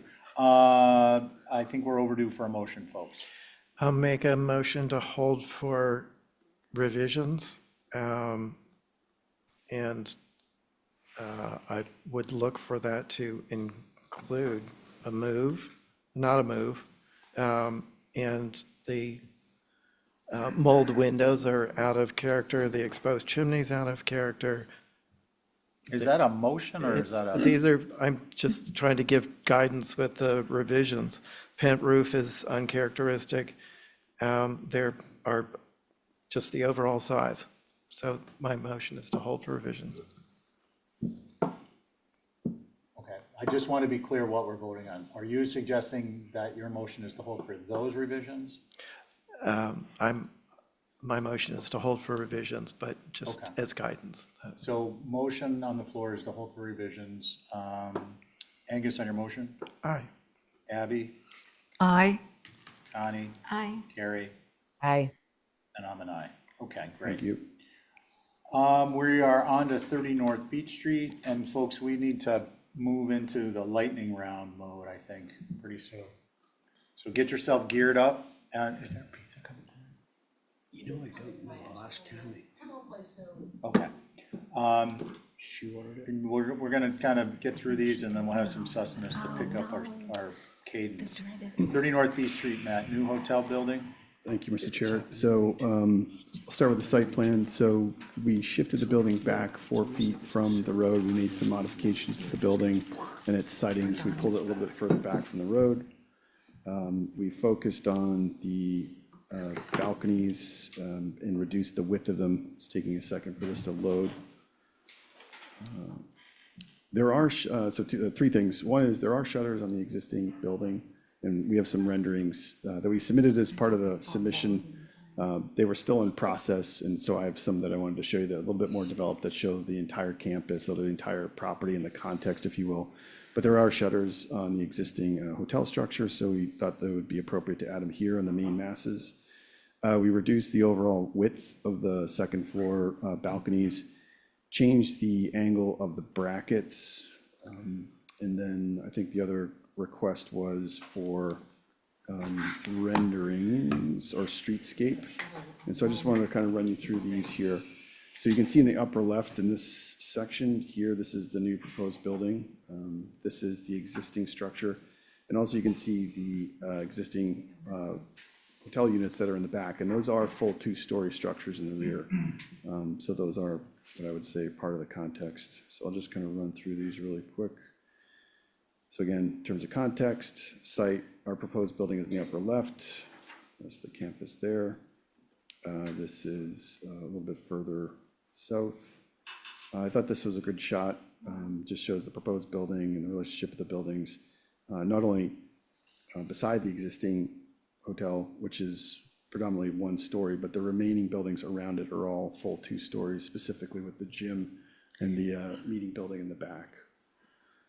So in the interest of brevity, that's what I have, Mr. Chair. Thank you, Matt, appreciate it. Let's see, so your board is a new board. Oh, no, I'm sorry, your board is myself, Abby, Val, Angus, Connie, alternates should they be needed. At a later date are Carrie and Joe, and then that board will carry over to the hardscape, which is the next application. And we have comments from Holly, and do we have, who'd like to begin? I'll go. Val Oliver, Commissioner Oliver, please. Thank you for those renderings, because we didn't get those. Yeah, I know. It's helpful. It is very helpful. So overall, I think this building is very handsome, Matt. I just don't think it goes with the old hotel. And if it's, there's a idea that this is gonna get approved and then we're gonna change the old hotel to match that, I'm not so sure. I think there's something charming about the old low-pitch, sort of mid-century-ish type of structure there, and I'd like to see that incorporated in the new building. I appreciate, the little gestures like the shutters and the little cowboy brackets that are only on some of the buildings in the back. I don't know if we really need those, but the cupola is a no. Maybe put a chimney or something if you feel you need to break that up, but the other option I thought of is break that building into an L or something so that there's not so much presence on the street like the building that's presently there. I just like to, it's just so different from the old hotel. I'm hoping for a little more tie-in with that. And I know you have to go up the ridiculousness of the flood situation, but pitches could even make the difference. Those are my comments. Thank you. I didn't ask if anyone had any questions. Did I? No, but I don't know if any. Anyone does. I didn't ask if there were any abutters. There are not, but as you And know, I didn't ask if there's anyone with their hand up. Mickey Rowland has his hand Mickey up. Rowland, good evening, how are you? Hi, thank you, Go ahead. Stephen. This is Mickey Rowland. I'm representing the Historic Structures Advisory Group, which is myself, Jason Finger, Mary Bergman, and Marcia Fader. So on this one, you know, Val already mentioned the notion of making this an L shape. And that's kind of relates to our concerns is the siting of this building, that it's so close to the street. And the section of the lot that this is being proposed to go on is pretty sizable, and there's plenty of room to reconfigure this building into an L shape. And that would allow it to be pushed back further and create a smaller presence on the street with and it won't affect the streetscape so much as it will now. It's pretty tall and will really dominate. This neighborhood is mostly residential, and this will be a big change to the streetscape in terms of the character. And then for details, yeah, the cupola is not appropriate. The balconies facing the street, they're not really appropriate either. So those are our comments. Thank you. Thank you, Mickey. Okay, let's see. Connie. Yeah, I don't have anything to add. I just agree with what, Val said. And L shape, that sounds like an interesting idea. Thank you. Okay, thank you. And now, Angus, No, not yet. I'm happy to go though. please. So I appreciate the gestures with the shutters. I thought we were going to, I appreciate the perspectives, but I think a streetscape from the right side, or let's say the north side of the existing beach side, to, the next few buildings to the south of the proposed structure, I think would be helpful to have an elevation streetscape, just to get the idea about scale. Yes, there are two-story buildings with balconies, but they are set so far back, unless you're really looking for them, you're not going to see them. Whereas this is forward of the existing one-story, very simple structure. And the raise for the flooding is something that needs to be taken into consideration with the overall design and presentation of this. So, because of that raise, I wouldn't be doing 2.5 stories on top of that next to a 1-story. When you look at the right and the fenestration and the amount of shingle area and no balconies and no French doors, the right and left look very, very different families. And the left is just, it's busy with fenestration and balconies. The porch is a great presentation, but again, it just adds to the overall size and intricacy of it. So I would suggest setting it back and changing the sort of the massing of it so that it's more modest forward, like what's existing. Yeah, this is a perfect example of, the simple low upfront and the, more involved, higher elevations in the back. Thank you. Thanks, Abby. Yeah, I agree with trying to get this building to relate to what's there. One, pushing it back from the street. Two, just making it simpler. And my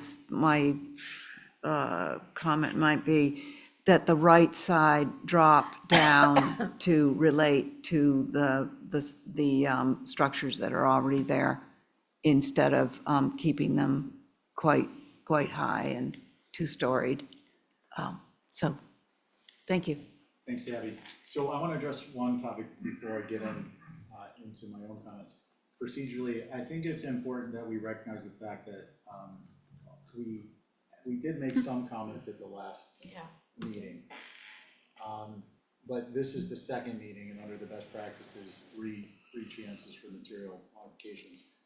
I think this is a commercial structure, there's a lot involved in it, and given that we did not make these are, the comments today are much more substantive than comments we made at the prior hearing. And I think in fairness to the applicant, given the complexity of working on a commercial structure, that I would suggest to the commission that the three meetings change rule begin tonight. Given we did not make substantive comments. Now, we don't have to act on that now, but I would ask you to consider that. That's the first topic. My comments are, I think, Matt, I'm not sure, to me, I'm not to be disagreeable, but making an L and changing the nature and either this more first of all, I want to exclude from my comments any notion of second floor balconies facing the street, off the table for me. Having said that, this would be kind of a typical Nantucket structure with a covered porch, fenestration, both with respect to the style and the proportions of the massing and so on and so forth. I think either that's acceptable or not. If it's going to be an L, I'm not certain personally what difference it's going to make other than to make the presentation of this new structure less pronounced. So with that in mind, I think personally, the structure at the rear, which is two-story, I don't think you should pay homage. I think let's do like mid-century recreationism on this structure and embrace what's back there. And despite the fact that it's like a Motel 6, I think that's if it's going to go that way, that I don't think an L and changing the orientation is really a substantive modification over the long term. Embrace the character of the structures and push that and bring it back is my personal feeling. Okay, so we've all had an opportunity to speak. Do we have a motion? I have a comment for Matt. Go ahead, sorry. The building that you just brought in on Squam, Yep. there's a side that has a really wide roof. Yep. Might be the east. Yeah, I know exactly what you're talking about. That kind of, Shallower, squatter. it Yeah, it's hard. Using that as an antecedent is a little tricky, because also too, there are no plans to renovate or elevate that existing main entry, but we are going to be coming before you to try to clean up that fenestration, because the windows are like 1/1s. They're like double units with like single shutters. So one of our goals is to try and clean up that facade, if you will, both in terms of fenestration and the entry portico, so that we can get emergency vehicles through there. But I do understand, and the whole property actually has a varying language, if you will. And so one of the things we've tried to do throughout all the buildings, and most significantly in the previous renovation, was try to imbue some level of consistency in terms of fenestration and detail, but I'll take that into account. So I appreciate it. And I appreciate you saying that, Stephen, as well, about the level of changes, because this is kind of like, I thought we were talking about decks, and same thing a little bit with, not to get off topic, but 6 Lily, I was like, oh, we're going to push the kitchen back and we're good. And so I appreciate you saying that. Revisions a little later. Matt, you mentioned something I wanted to comment, and then Dale, I don't want to lose the thought here. If you have the capacity with respect to timeline to address graphic illustration of the modifications that you anticipate making on the campus. I think it may, I don't know, I don't want to speak for the board, but I think it may be beneficial to present the package so we have a better understanding of how this is all going to look together. Yeah. If you have the time, I would ask you to do it. If you don't have the time, in terms of your development timeline, then, obviously don't do it. Val, you had something else or no? It was related to windows, but these are 2/2, and you said the other ones are 1/1, but some are 6/6, so just some consistency. Yeah, so if you can pull that together in some elevations and present a, 3D flyover of the modifications, that'd be a super duper thing, but if you can't, you can't. Okay, let's see what we can do. Okay, can we get a motion to hold for revisions? Motion to hold for revisions. Let's see, we're not all here. Carrie? Can I second that for discussion? And that's, I don't want to be amending motions other than clearly for staff. If it's about specific revisions, I would ask you to hold that. it's, in addition to the revision, it's just additional information, a street section. Perfect, yep, okay. I appreciate you taking my comments in the spirit intended. So, who made the motion? Abby, are you good with the amendment? Yes, yes. Additional information. Yes. So the motion is revisions and additional information being streetscape. On your motion, I'm an aye. we're actually all here, so all in favor say aye. Aye. Aye. Any opposed, carries unanimously. Thank you very much. I would ask your indulgence, Mirka, I know you've been sitting there, but there could be, so we'll track the landscaping and we'll move on Poor to Mirka. 32 Hulberts. Is Tori here? Yes, she is. Hang on a second. She's And I just online. wanted to go back, we had a moment, 6 Fargo has window long expired. Yes. Just close it out. Good evening, everyone. Hi, Tori, are you gonna be presenting on your screen or? No, if you could please present on yours would be great. Okay, and then just please let Fiona know where to proceed as you're going through, okay? Sure. I think the site plan and the photographs are the best place to start.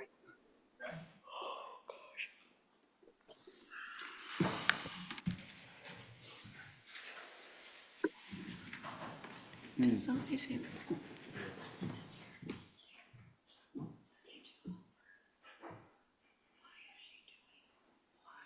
Okay, Tori, your timer's on, so you might want to get started. Okay, I haven't seen anything on the screen yet, so I'm just trying to. Okay, well, we're back before you for 3 single arbors. Since we were last before you, they have actually built them, so it's an as-built situation, as you'll see in the photographs. And in addition to that, there's a bluestone perimeter border at the bottom base of the privet hedge border that has a 4-inch reveal, I believe. Here we are. So there's 3 single arbors. 2 of them are not visible from the road, which you'll see from the photographs. The only one that is visible is from the driveway off of Willard Street. And the perimeter would wrap 2 sides, Hulbert and Willard, the perimeter Belgian block. And if you want to scroll through the photos, you can see what we're dealing with.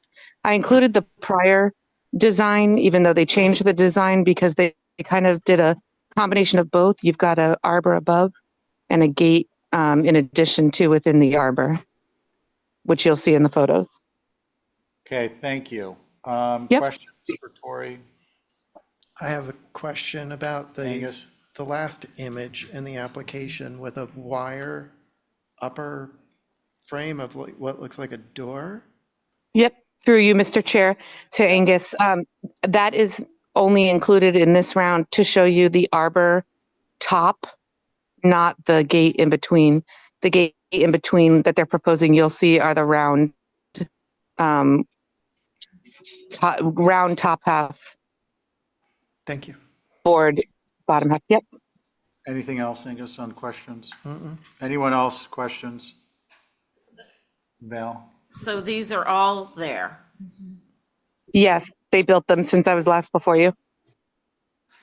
Well, they're gonna be sad because I think they're gonna have to take them down.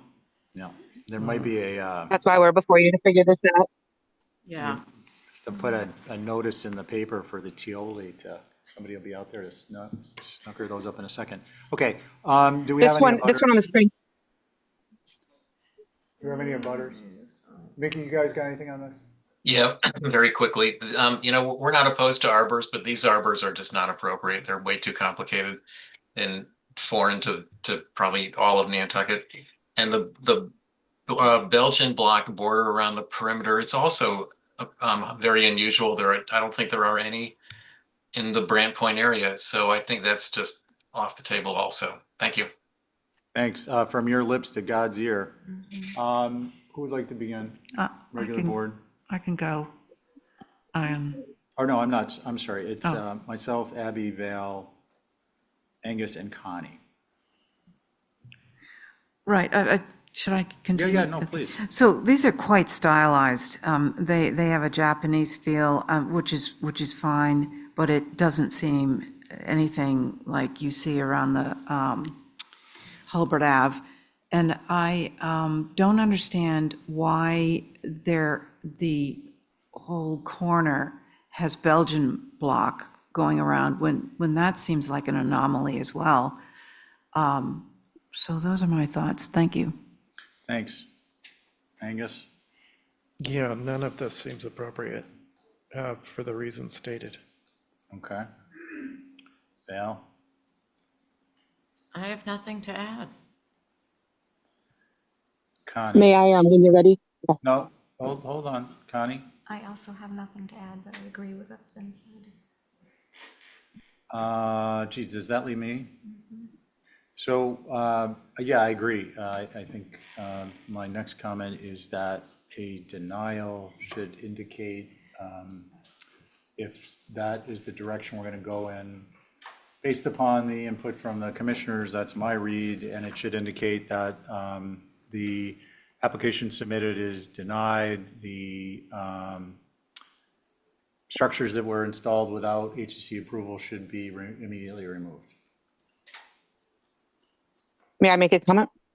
Denied based upon the atypical character of the structures, sorry. You may, but briefly. I just wanted to discuss the fact that 2 out of the 3 are not visible in any way from any public way. Would there be a compromise to approve just those 2? Not without looking at it again. If we were to do that, I would want to, my recollection was the vegetative screening is deciduous primarily. So I would be disinclined individually. And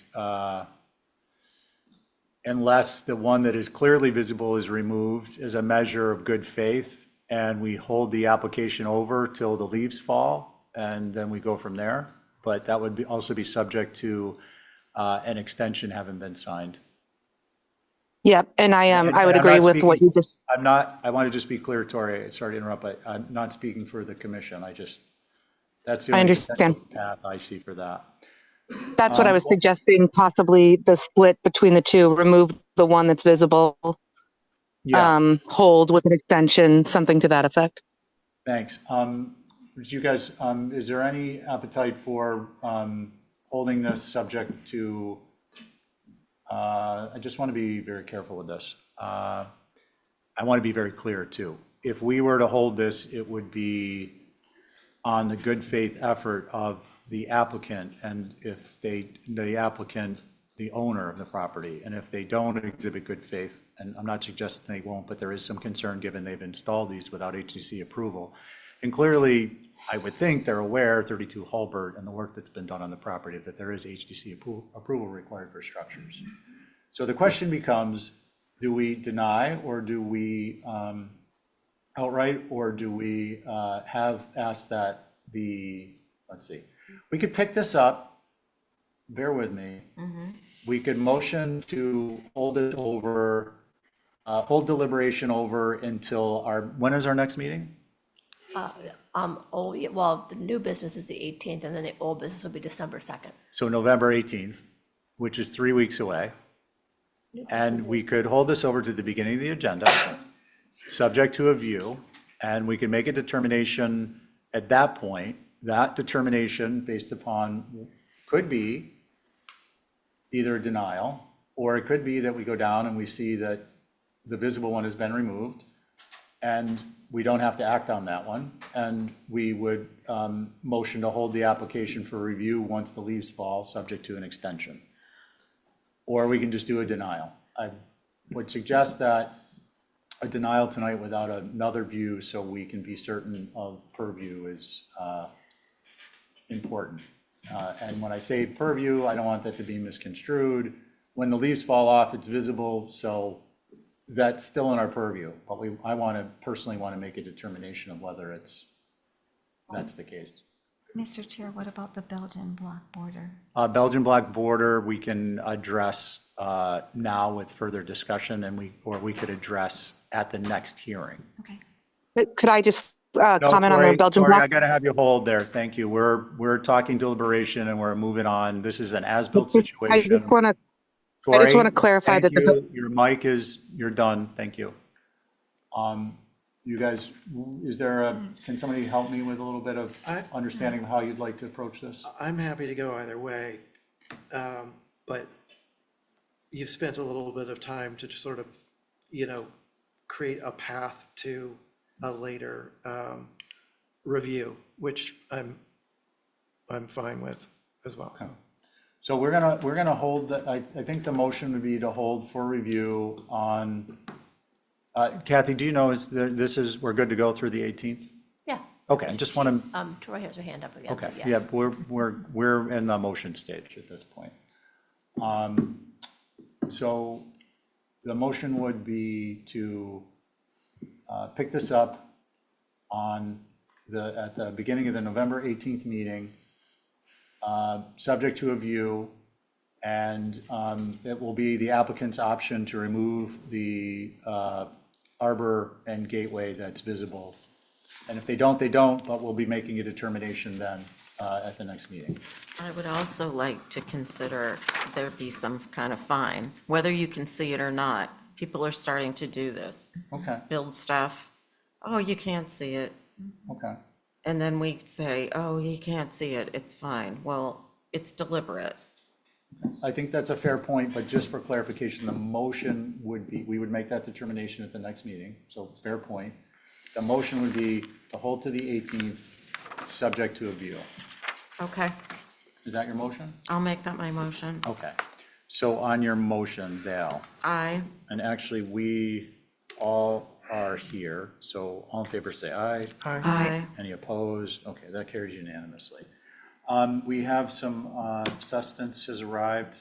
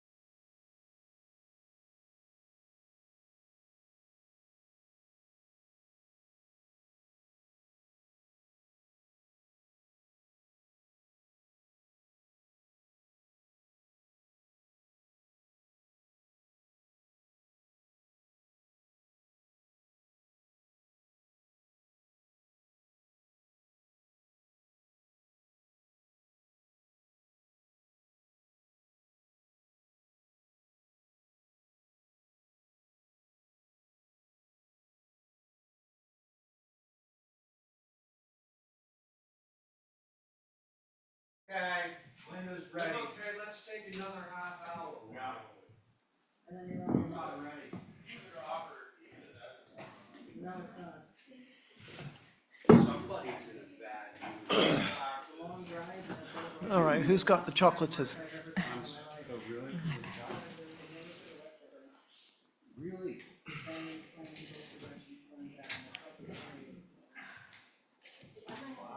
No, you don't, sir. I was wondering today. It's kind of chilly. What? We're going to go ahead and adjourn. I think so.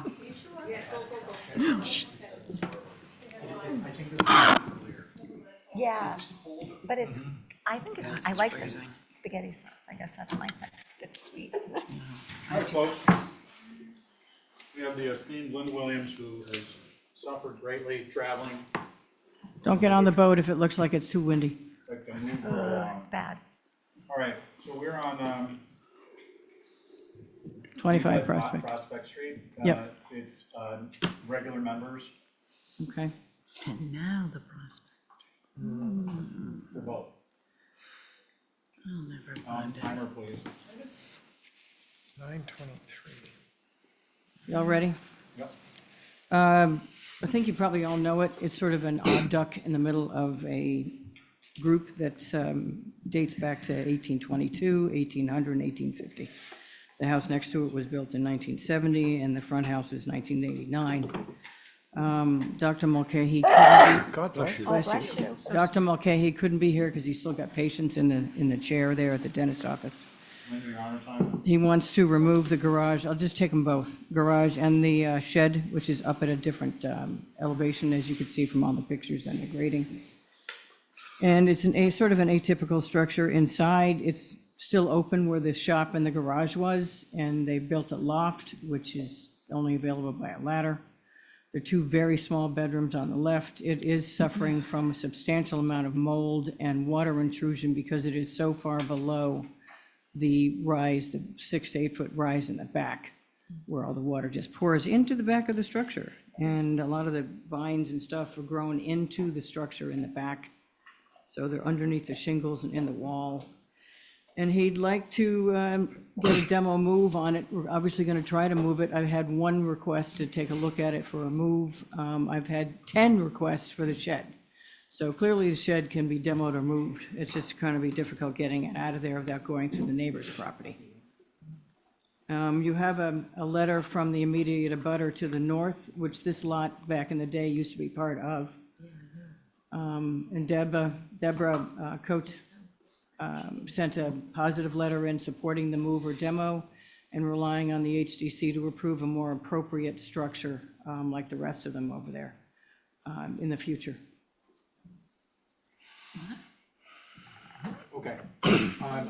One more thing. It was built after 1949 because it wasn't on the Sanborn map. It was on the 1957 aerial, and it was converted into a dwelling in 1987. Who's on? Okay, just sorry to interrupt, Linda. Oh, time's up anyway. I don't know who's Okay, listening and who's so not. I'm chairing. 1, 2, 3. Let's take the people here, just to make it Connie? simple. Okay. Now, It was built in, after 1949. It was on the 1957 aerial. Holly had provided some use of the structure, changed it over the years. In 1987, it was converted into a dwelling. Now, so the interesting thing and the question that I had was, Holly, in her narrative, says that it's pre-1949, It's not. but it doesn't show up on the 49 thing, which would mean that it's post-49. Yeah. And it is there in 1957, isn't pretty much the same Correct. configuration. That we all agree to. Yep. Yes, okay. That was just a question. Thank you. And it was, if you look at the Sanborn, it was part of the lot that the Cotes own now, which is on Mill Hill. And it's not, it hasn't been the part of their lot since they bought it. Okay. All right, and we also have an application, as I'm sure you all know, for the shed that's on the same property. It's more recent, but we'll get to that in a moment. Okay, that's it, Linda? Yep. Let's see, Mickey, you got anything on this one? Yeah, Just a little bit. So the building looks like it's small enough to be moved. It looks like it's not in great shape, but certainly repairable. So we would recommend just to move, but not demo. Thanks. Okay, thanks, Mickey. Board members, any of you ready to begin? I'm happy to start. Thank you, Angus. So I agree with Preservation Planner Holly's comments and Mickey's as well. Historic Structures Advisory Group. Yes, this is a contributing structure in the OHD and should be either rehabilitated or moved. Thank you. Okay, Angus, thank you. Who's next? I can Abby? add to that. Yep. I agree with that. I think it should be a move off. It would be very easy move off. I think that Prospect Street at this area going all the way down to the intersection definitely have their own scale, and anything that would come after whatever happens to this should be appropriate. And those are my comments. Thank you. Okay, Abby, thank you. Val, Connie?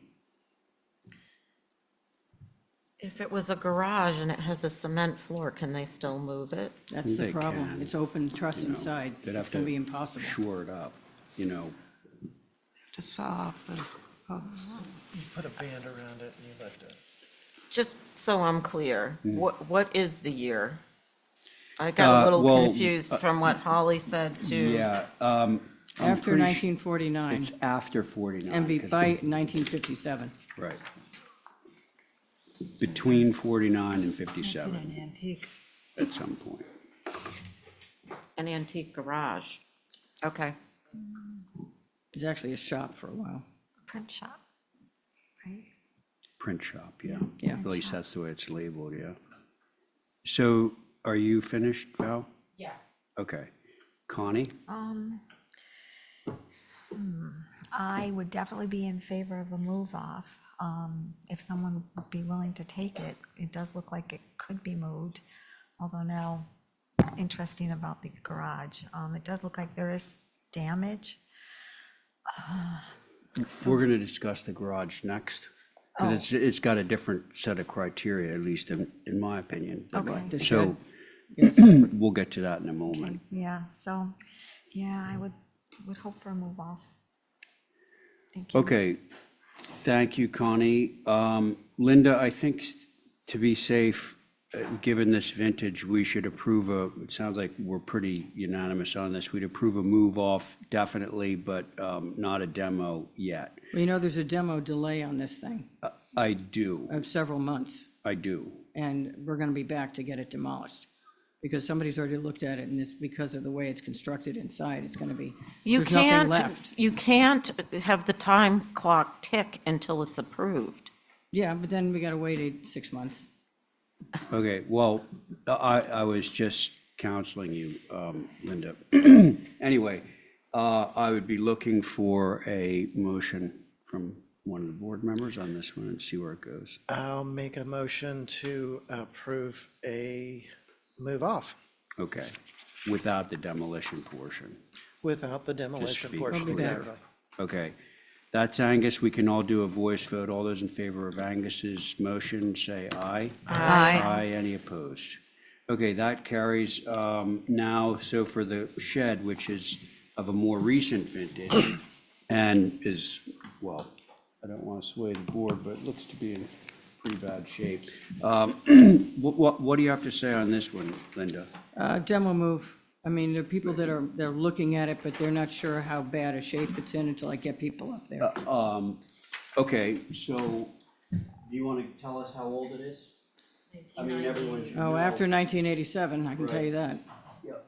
So we'll just cut straight to it. Oh, Mickey, anything on this? No concerns. Okay, thanks. So board members, Motion to approve as a move off or demo. that's good. Let's give it a try. All those in favor of Val's motion say aye. Aye. Aye. Any opposed? Okay, motion carries there. Linda, you got 1 out of 2. I figured you would, thanks. All right, now we're back to new business of 1021, beginning with 34A Walsh Street. And Ethan? Not Ethan. Mr. Chair, well, actually, well, Stephen knows about. Yes, this is the owner. I was just kidding. I mean, maybe your name is Ethan, I don't know. So, before you all discuss this, Ethan said that there were no changes to the drawings, and then the owner, I forget your first name. Scott. Oh, Scott. He made changes on the application, so the application is different than the plans. Just wanted to make you aware of that. And also, the elevation certificate has been added to the PDF. Okay. Okay. Just before we begin, I'll chair this one, and we're going to have the regular board, which is this side of the table, without Connie. So there's your board. Okay, so your name for the record, and then tell us what you want to say. My name is William Scott Oldakowski. Okay. And my wife and I are the homeowners. We purchased this home back in 2003 and have occupied it since then for a little over 22 years and have simply outgrown it. So we set about the idea of a new home and a new plan. We hired Ethan to design it for us. We've since gone through Concom to get approval for the building envelope. We've also presented for a permit to demolition, which I think this committee approved as well. The house is not able to be moved off. We had submitted 2 letters, one from Toscana and one from Holdgate, to come in and view the property and have determined that it's not eligible for move because of the conditions in the neighborhood. So that was approved on consent as well. So now we're here tonight to present our home as designed for your review. I think we've tried our best to be consistent with the neighborhood in size and scope and design. It's a fairly modest home for our area in our neighborhood. It's a little over 2,000 square feet. And we have not requested from Concom or anybody any exceptions or variances to what the guidelines as we understand them. And this is the home. Okay, so just to be clear, we have existing up above and proposed, but there's really no, like that existing is going away. This is new construction. It's not a renovation. That's correct. Okay. The above is what we just saw the photograph of. Yes. Okay. Thank you. Mickey, do you have anything on this one? Yeah, a little bit. So, the design is, it's fine. It's just that it's pretty tall, and it's probably, I think it is gonna, be a little bit out of scale for the neighborhood. There are many 1.5-story houses in the neighborhood, and if this could be reduced a little bit by using dormers and dropping the height, that would be a good direction. Thank you. Okay, thank you, Mickey. Okay, now we're to the board. Who would like to begin the lively discussion? I will. Okay. I'll go. So interestingly enough, I went searching for where this house was, and it was a mystery to me because it's nothing more than a little driveway that behind 2 other houses or 3 to get to it. I think the existing house is a simple 2-story structure. I actually appreciate having some bumps and bulges on this that are appropriate and more additive massing like. The windows, everything is meant to try and emulate an old house. What kills us is this FEMA stuff. And they can't avoid that. So if you just look at the house in and of itself, aside from that, it's a pretty simple house. That's my 2 cents. Okay, Val, thank you. Who's next? I'm happy to go. Angus. So I agree with Val's comments. I appreciate the additive massing. It's nice to see the proportions of a roof walk be good. Great presentation. I'm surprised that was your first round. I'd like some credit for travel fatigue as well, please. I flew on the red eye from Los Angeles. Arrived at 5 a.m. Doing well. Bonus Linda point. was just complaining about New Jersey. No, I'm making a joke. The height for me is a concern, and yeah, the FEMA thing is a real issue. So you have to do that, but I'm seeing a 9-foot plate, and I think that could buy you a foot. Yeah. With coming down to 8 feet. And also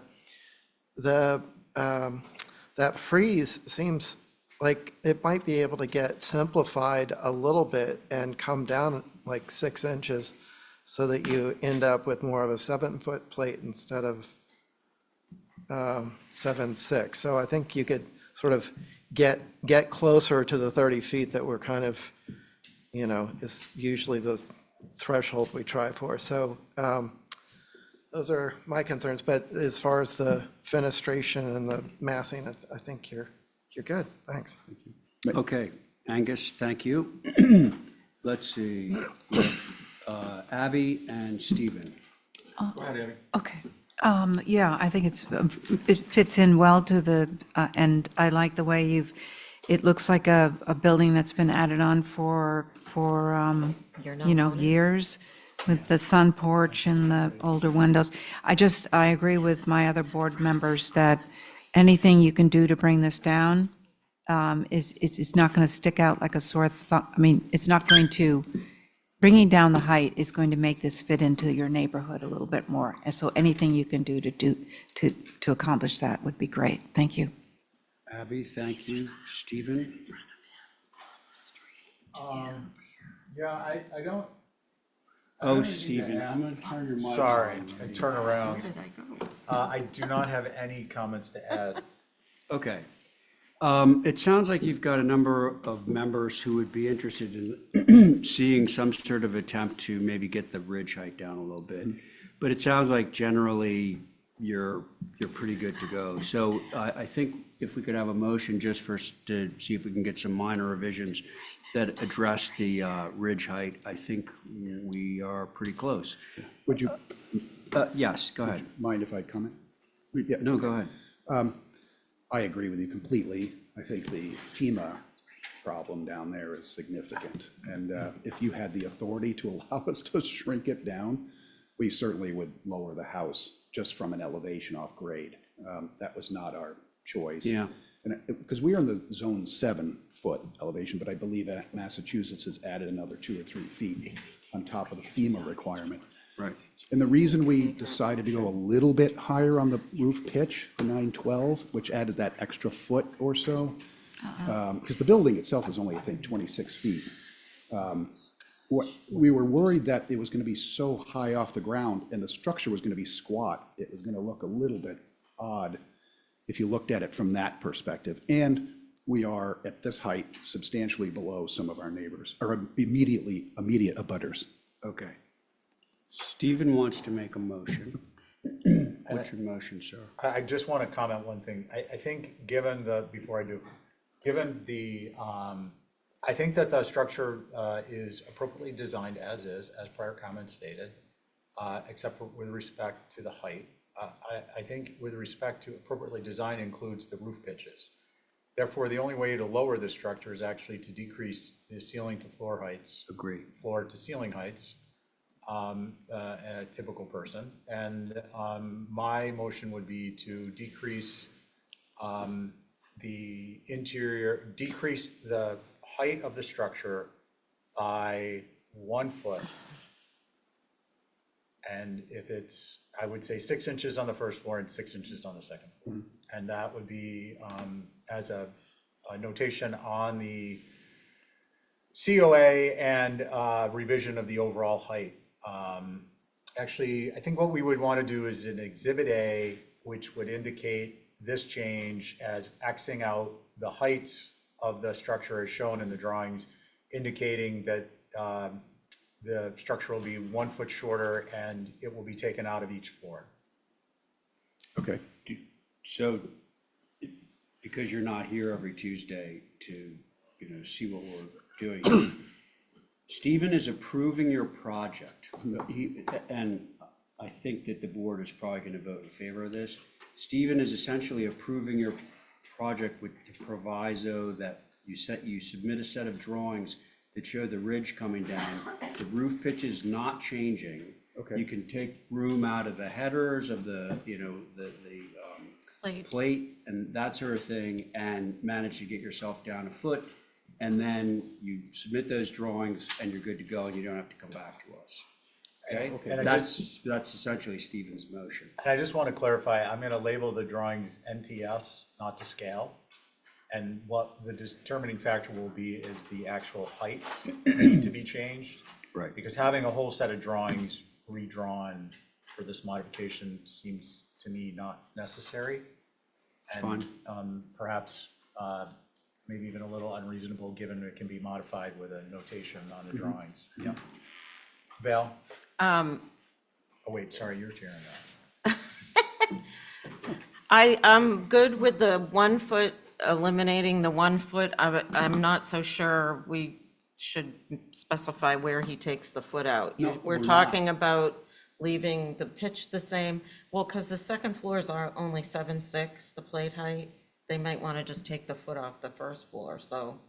I think Stephen's motion is it's at the discretion Okay, of the owner. I didn't understand that, so Yeah, that's my mistake.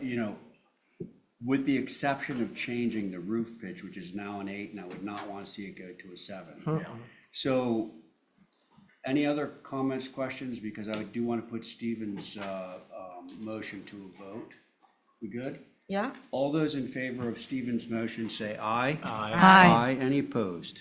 Okay, there you go, sir. Thank you. Thank All you. right. Not bad for your first time. Yep. Yeah, we'll see you next time. Well, we're going to see you as we have succession planning and get you involved.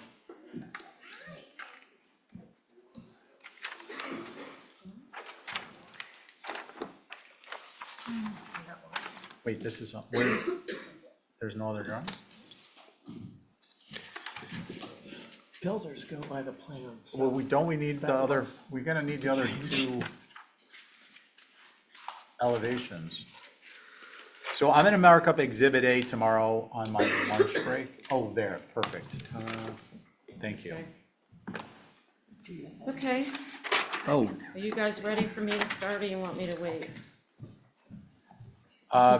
Please go ahead, Val. Okay. Actually, you want to chair this one? I'll sit, but I'll do the Exhibit A. This is- Val, which one of you lovely people in TV land are still here? Joe, Carrie? Oh, Carrie's here. Here. Carrie, can you sit on this? Yep, Joe's here too. Very good, thank you. All right, Val, go for it. Okay, I'm not controlling it, but the first page you're looking at is simply for you to see how tight this site is in the rear, which is where I'm proposing this fire escape. Nathan McMullen came to you guys in 2022. Can you scroll to the next page? I think we better set Sarah? the timer. Okay, and what I'm giving you is what he presented, and it was a big wooden staircase. I am simply asking for a simple metal fire escape and a door from the rear of this house. It is behind another house that faces Yeah. Hussey Street, like 50 feet back. I took pictures of that.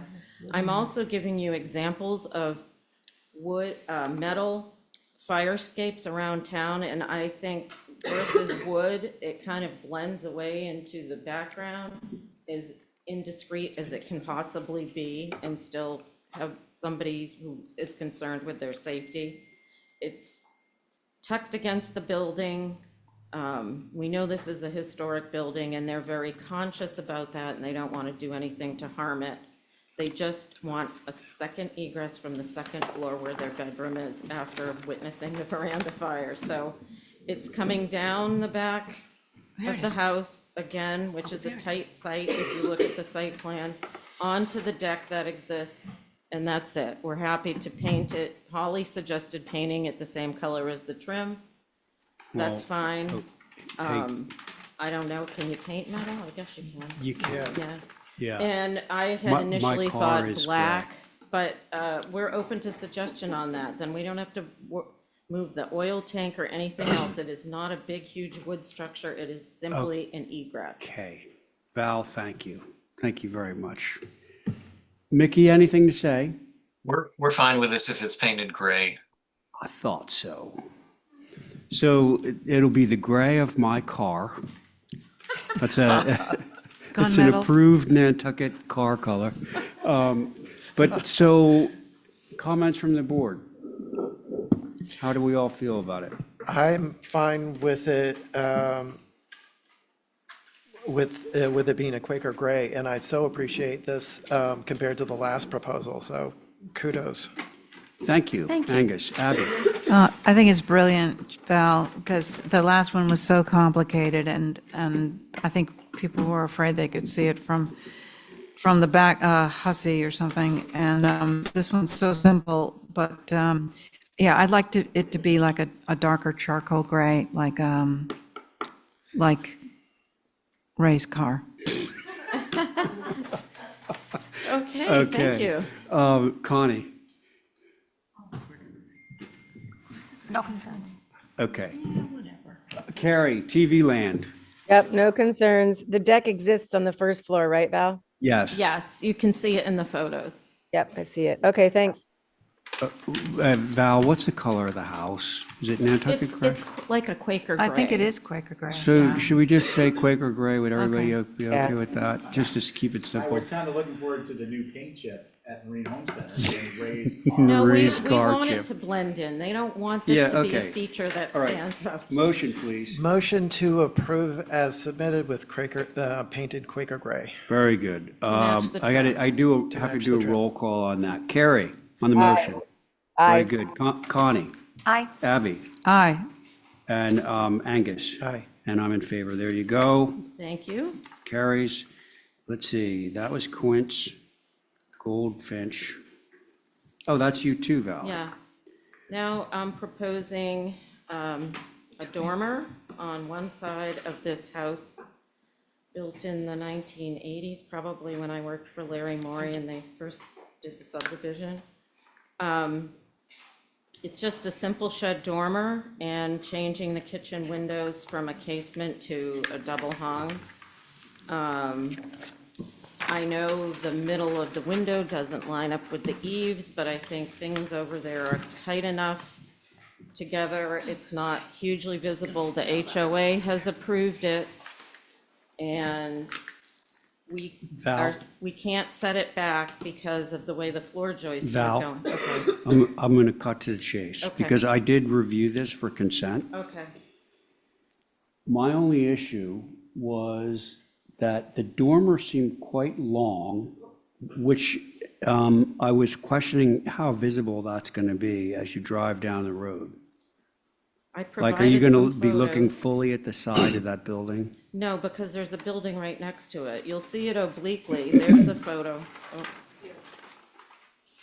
Okay, yeah, so it would be behind that tree, London plane tree? Yeah. Yeah. yeah. All right, so board, what do you guys think? Keep the plane tree, Well, that would be and I'm an aye. okay. You good? Good. All right, Connie's good. Angus?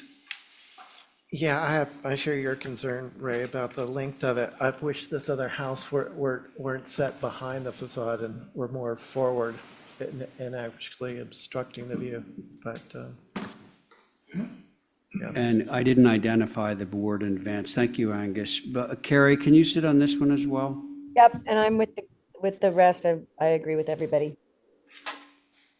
Well, you agree with everyone in that the I dormer's think too it's large? or okay. that- Well, no, I think it's okay. I think the tree has to stay. It is a little long, but I do think it's approvable. Okay, so I think you have a majority on this one, but Thank can you. somebody give a motion and we'll see how it goes? Motion to approve retaining the Plane tree. plane tree in the front of the house. All right. Okay, there's Abby's motion. On the motion, Connie. Aye. Carrie, Aye. Angus, I know. It's a little The long. HOA approved it. Make a second motion, make it 3 feet in. You don't need to say yes. I'm a nay. Okay. It's too much. Let's see, Abby, I'm an aye. and I'm an aye, so I think that motion carries 4 in favor, 1 opposed. Thank you. Thank you, you were on that one. All right, is Sana around? Mr. Chair, I don't see her. She is? I don't see her. You don't see her? And Joe is here, you just can't see him on the screen Yeah, above you. okay. Joe was here. Oh, no. Okay, 11 Milk Street, I don't believe Frank? Frank is here either. 3 Kings Way. On there. Boyan, good evening, welcome to HTC. All right, I think you know the drill. Yeah, it's my first time here, but All right, we're gonna go extra hard on you. Yes. Oops. I think it was pretty self-explanatory. Yeah, once you see the site plan, give us a brief description and then we'll take it from there. Sure. Okay? And then, we'll get a motion to adjourn after we approve minutes. No minutes. No minutes. Perfect. Yeah, so we were looking to add 5 feet solid fence with a foot of topper, lattice topper on the left side of the property in the back. There is an existing fence where the back of the property meets this purple line. So that's an existing fence, same size, same style. Okay. I have a question for clarification. The purple line is meant to not be the property line? No, that's not the property line. The property line is right in front of it. There is a vegetation fence. Okay, so right now. that was intentional? Yes, correct. Just want to make sure. Okay, and then anyone else have any questions? Mickey, you guys got anything? Right, this was, oh no, Kings Way. Yeah, no, he's not. But it was highlighted. That means that Holly Conn. Holly Holly Conn, reviewed it. Okay, regular board, any concerns? No, I can see from the photos why they like the fence. The deer have eaten the bottom of the bushes. Yes. And it's leaving the screening to the neighbor. I'm fine with this. Okay. Anyone else? Any concerns by any point? Yeah, I have a couple Okay, concerns. go ahead. Well, first of all, it sort of sections off that poor little guy on the corner. But it definitely should come back from the road. I don't know how many feet, maybe 6 feet, but we don't bring fences all the way to the road like that. Thank you. Okay, it's not how we do that. Yeah. Anyone else? Oh, that's a good point. Good point. You know, that was I'm sorry, Angus.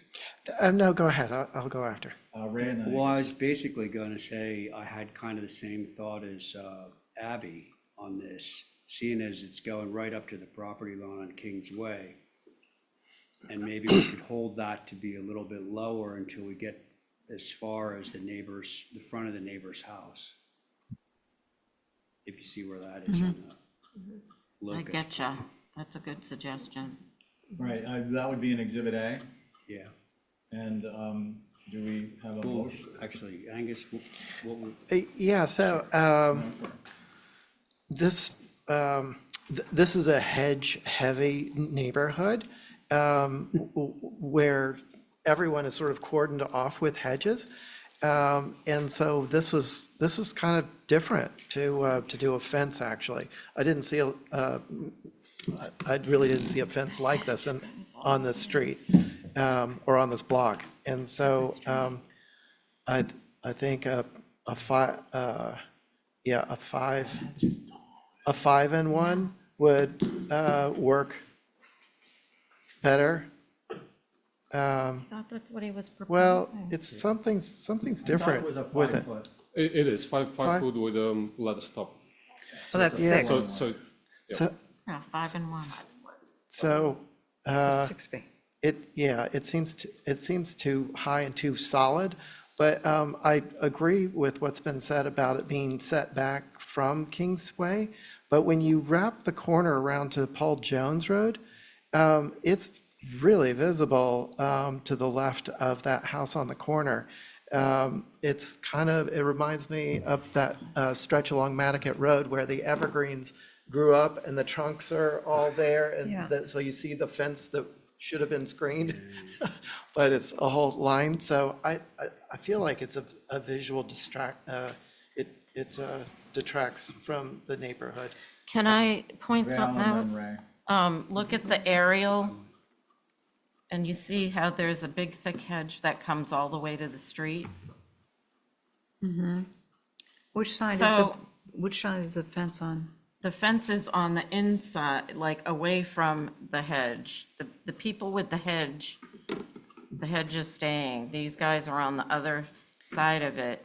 And if you look at that,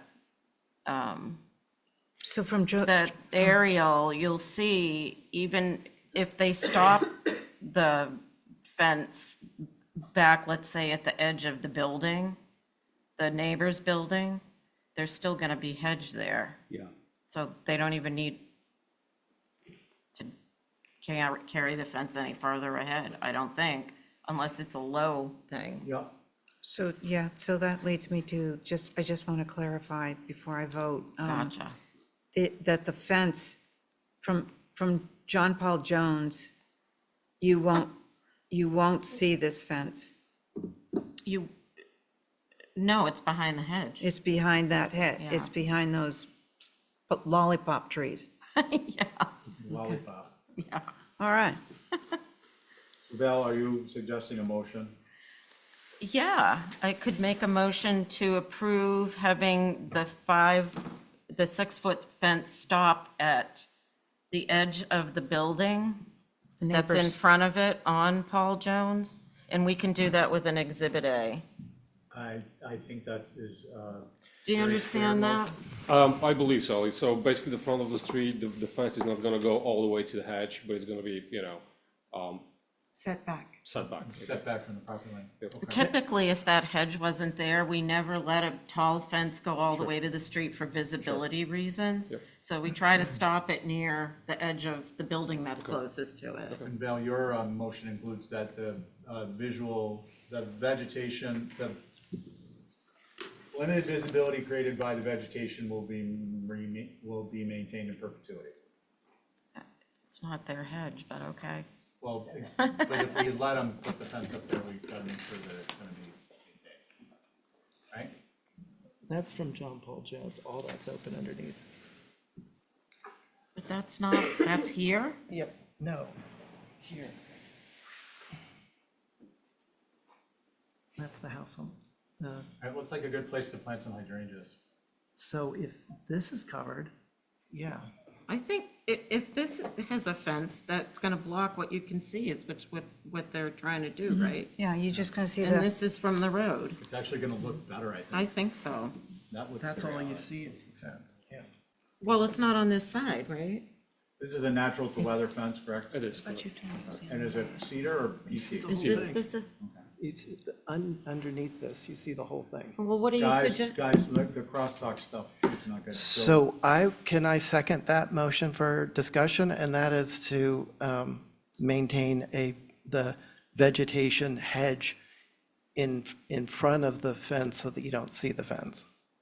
from Paul Jones. Because from the aerial view, it looks really heavy vegetated, but underneath that vegetation, there's 6 feet of clear, or 6 feet of clear, so it would be like the trees didn't even exist there. So a couple things, just on Angus's second discussion. I think 6 feet is a little, not to suggest intentionally, but I think there's a little hyperbole there. It looks like it's about 3.5. But that's not the point. The point is that, I want to make sure we're accurate, is that I believe what Angus is suggesting is to amend the motion to include supplemental vegetation to prevent visibility from Paul Jones. Paul Jones. Is that correct? Yes. Okay. So Val, are you amenable to the amendment?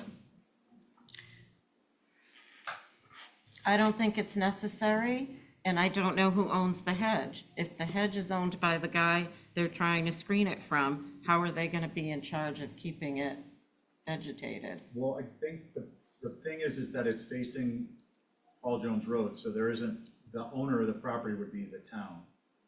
If it's a private, if it's a public road. No, it's, If it's a This- private road. so you have Paul Jones, you have the neighbor who's on Paul Jones. I know, but I and this still think is if you see a behind- fence. Oh, I got you, okay. Yeah, but they could plant hydrangea on theirs. You can not accept the motion and we'll vote on it, or the amendment. I personally think it's gonna, I didn't realize it was not right on the street. Listen. There's gonna be vehicles there. And I think if it's, as long as it's cedar and it's natural to And weather, that's a it's shop, I gonna be think. okay. So will you accept the amendment or not? I don't know. I don't know what it is. To have plant material added to supplement the understory planting area. You pointed out that it's not their property and therefore we cannot Well, then the compel fence just someone. has to go in so he can put the planting. Well, then you're gonna ripping out a mature European hornbeam thing. So we're at the point where Angus has suggested an amendment that Val, you have pointed out is not something that we can actually request or require, because it's not the applicant's property. So do you want to accept it or not? I don't care. Somebody else can make a motion then.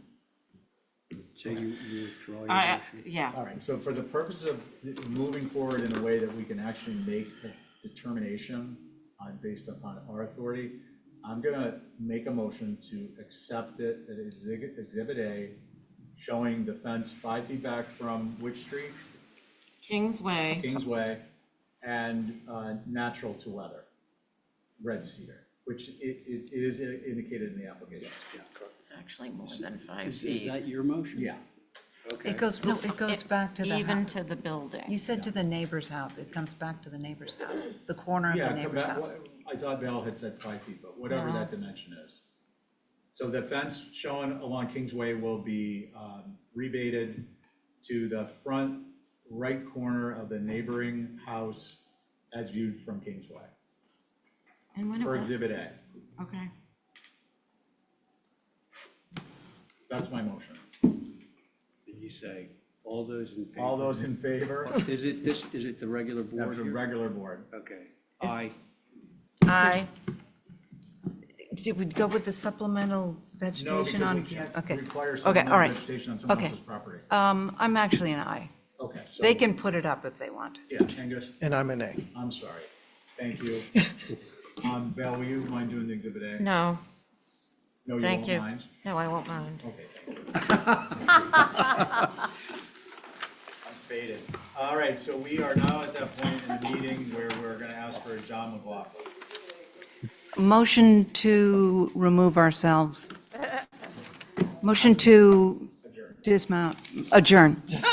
Motion to dismount. All in favor, say aye. Aye. Any opposed? That carries unanimously. Thank you, everyone. Thank you.